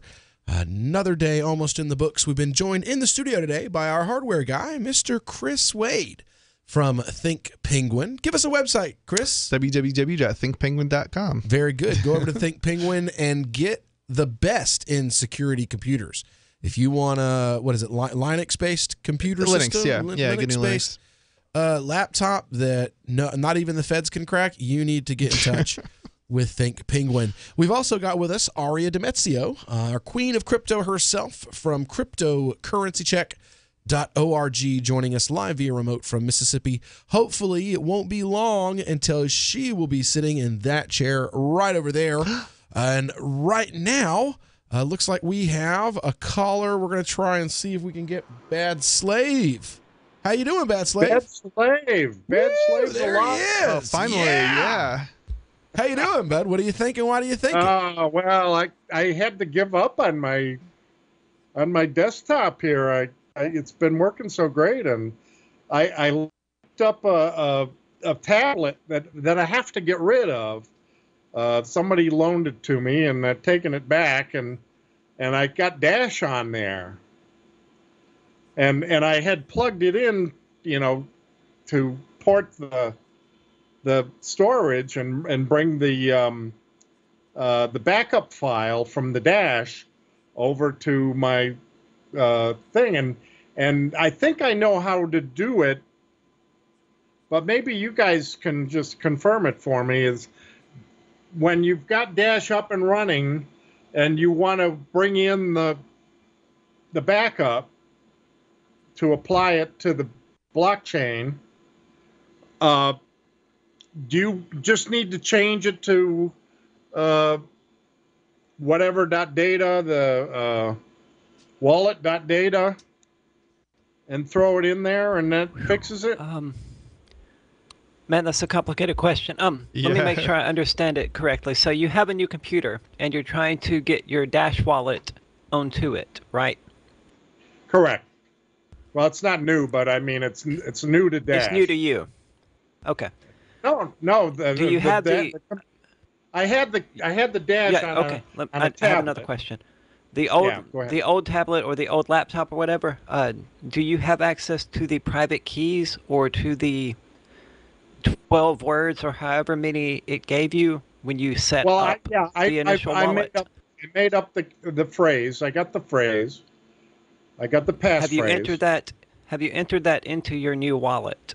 I haven't had to. I don't think I've got the wallet in the right place. On the disk, and in the right folder. I think he's right. I think he just has to copy the wallet.dat file over to the right place, and when he starts it up, it should just, that's it. I would be extremely surprised if you could, because then anybody could just, get access to his .dat and have his Dash. It could be password protected still. I wish Ian was closer so that we could ask him, because I know he's pretty well acquainted with how to deal with Dash. Because he's got, as far as I know, I think Ian has like a full. I'm pretty node. sure it's just like Bitcoin, right? It's just basically a copy of Bitcoin, and I know on my desktop, I'm pretty sure I've been able to just back up the wallet.dat file and then restore it on another system. But it's not the kind of thing I've had to do I've probably only done it once. I could probably do this in just a couple of moments here. I've actually got it sitting, and what I was thinking, does it need to be called wallet.dat? Yes. Because they actually, the backup file has got a date on it, and it says backup file or something like that, dash backup. So here it is. And well, I would say with almost 99% certainty, it needs to be called wallet.dat. Right. Well, that was my guess, and I'd seen that on some documentation as well. But I tried some different things, and and I was kind of floundering, and finally nailed it. But they're coming to get this tablet from me that they have to return later. Okay, well, shortly. So I've got Ian with us from Free Talk Live, and he's a little more dash savvy than I am. Right. What's the question? Ask Ian your question. Yeah, so I've got a tablet that I got to give up, and it's going back to the company. So I got to, I've got to clean off the data, and I've already got Dash loaded on my Windows system. Okay. And I've got the Dash backup file from the tablet. I brought that over the USB, and then I let's see. Here we go. Is this really? I mean, I'm sorry. Is this really for on air? This sounds like tech support to me. Yeah, actually, this is basically what we do is help people who aren't particularly savvy in this, because there's probably somebody else. So are we talking about the official Dash wallet for Android? Yes. You want to get that Dash over to your computer? Over to my, and I've got the backup file. Just send it over. He did. So it needs to be, but it don't send the backup file. He's saying send the Dash. Oh, that would work too. Yeah. Yeah, that's a lot just better. install a new wallet wherever you want it. You said he already did that, right? You put a wallet on your computer, right? Yeah. Just send the Dash. Back up that wallet on your computer and send the Dash to that wallet. Yeah. It'd be a lot easier than trying to do anything else and trying to restore through your private keys. It's actually one of the things I do. My cell phone, between my phone and my computer. It's just because it's easy. There's only 2 transactions in there, so cut the knot. It's not like cut the knot. I right now I may not be able to. I got rid of I loaded the drive. That's why I lost my mic. Was loading the driver on of the tablet to talk to the, and I did, I probably didn't need to load the driver. The USB probably would have been enough. I don't know. But now my mic doesn't work. I'm on my smartphone here now to talk Skype. So, well, yeah, okay. That was the whole problem. It actually keeps muting the mic, and it, just as soon as I talk, it mutes it. So the wallet is causing microphone interference on your computer. What? Yeah, well, it's a USB devices sometimes do weird things. Oh, okay. Yeah, especially if it's a Samsung tablet. Oh, yeah. There's if you have a USB 3.0 device, you can potentially cause interference if the device that you're connecting to it's not well shielded. So like your internet might go down or be slower than it should be, or your network, your wireless keyboard, for example, might have trouble. You might have to get super close to it or something like that. If you put some distance between the USB port and through like a USB extension cable, that might help the situation. I actually didn't kind of think that it was that kind of a problem, but I think it's a software problem. But and it's still there. Now I mucked around with it, and all I get is feedback when I try to turn the mic on. It's so I can go with a headset for the short term. I'm glad we were able to fix your little dash issue there. But I mean, I should be able to just take that backup file and change the name, right? No. Well, I mean, I wouldn't even worry about the backups now. Ian is 100% right. The Dash transaction fees are so low. I mean, just send it to the wallet and then wipe the tablet. Goddamn USB back in. That's the problem. You know what? It's not that big of a file. I probably could send it through Skype or something. I don't know. All right, I'll do that. Well, we'll be back tomorrow for another. Thanks for calling in today, Able Bad Slave, and we'll be back tomorrow with more crypto talk, more political talk, more opportunity for you to call in, more opportunities for you to win. Nobody claimed the free Vertcoin we played the faucet for today. There's always tomorrow. Don't go anywhere though. Stick around because Free Talk Live is coming up next.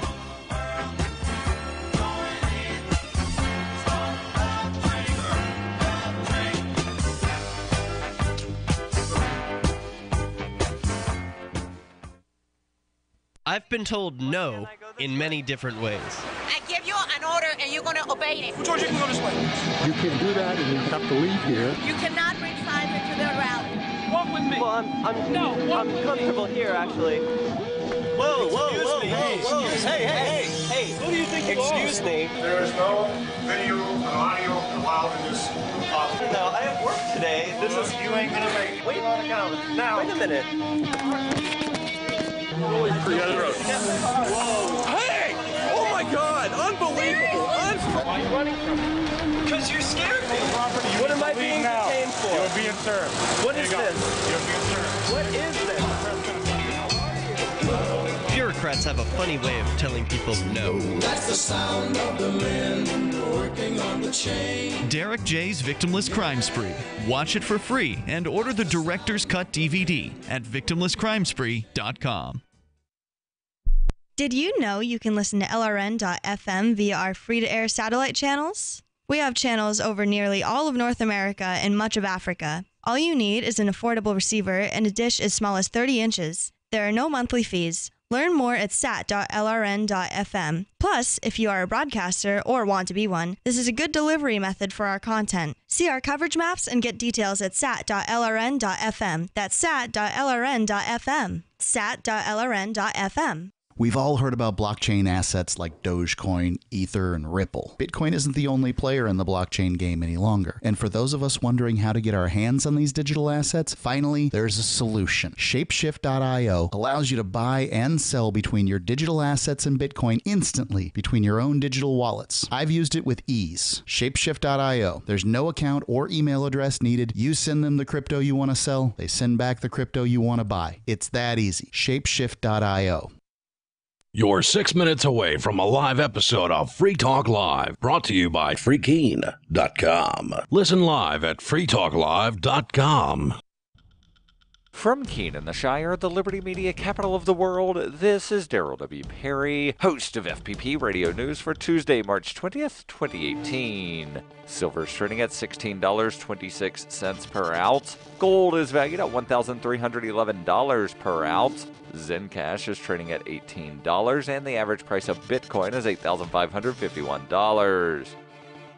Antiwar.com reports U.S. military involvement in the Saudi invasion of Yemen was never authorized by Congress. 3 years into the conflict, this might actually matter, with the Senate set to vote on S.J. Res. 54, a War Powers Act challenge, which would require the U.S. to end involvement in the war. The resolution is enjoying growing support across the Senate, with high-ranking officials like Senator Tim Kaine of Virginia coming out in favor. Sources say a vote on the resolution is scheduled for Tuesday. During the war, U.S. involvement has mostly centered around supporting Saudi bombing of Yemen, including targeting assistance and mid-air refueling of warplanes. U.S. warships have also participated in the Saudi naval blockade, which has resulted in mass starvation in parts of the country. Getting a vote is no small feat, despite the War Powers Act obliging floor votes on such challenges. An effort in the House last year was foiled, replaced with a non-binding alternative. This will be the first ever War Powers Act challenge in the Senate. The Trump administration has been scrambling to shore up support, arguing that the war isn't authorized authorized, but not being at a war would be bad for U.S.-Saudi relations. Saudi Crown Prince Mohammed bin Salman is in the U.S. to do some last-minute lobbying as well, meeting individually with senators. Though Salman and the administration appear to believe this will sway the vote in their favor, it may actually do the opposite. That's because Saudi war crimes in Yemen are increasingly concerning in Congress, and the prince's defense of the war is not very convincing.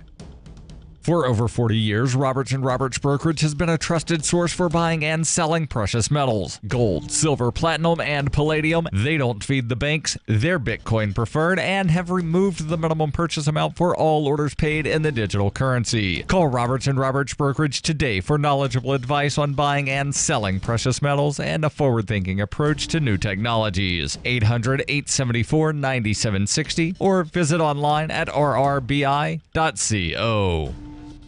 UPI reports the U.S. Supreme Court ruled Monday not to block Pennsylvania's new congressional district voting maps, which Republicans challenged as unconstitutional. The state Supreme Court redrew the map in February after it determined the previous map plainly and palpably violated the state constitution. Republican leaders said the court did not give state lawmakers enough time to redraw the map after the February ruling. Monday's ruling followed another unsuccessful challenge in a federal district court earlier in the day, in which a three-judge panel said the GOP leaders who brought the case did not have standing to represent the whole General Assembly. The Pennsylvania Democrats who challenged the 2011 voting map accused Republicans of gerrymandering, diluting the votes of Democrats and racial minorities. The League of Women Voters of Pennsylvania told USA Today it was deja vu all over again, with arguments that have not improved with age. The U.S. Supreme Court's decision came a day before a filing deadline for the May primaries. The new map will also be used in the general election, in which Pennsylvania is considered a battleground state. Pennsylvania is not the only state facing a battle over its congressional map. The U.S. Supreme Court delayed its ruling on a similar North Carolina case to give it time to consider other cases in Wisconsin and Maryland.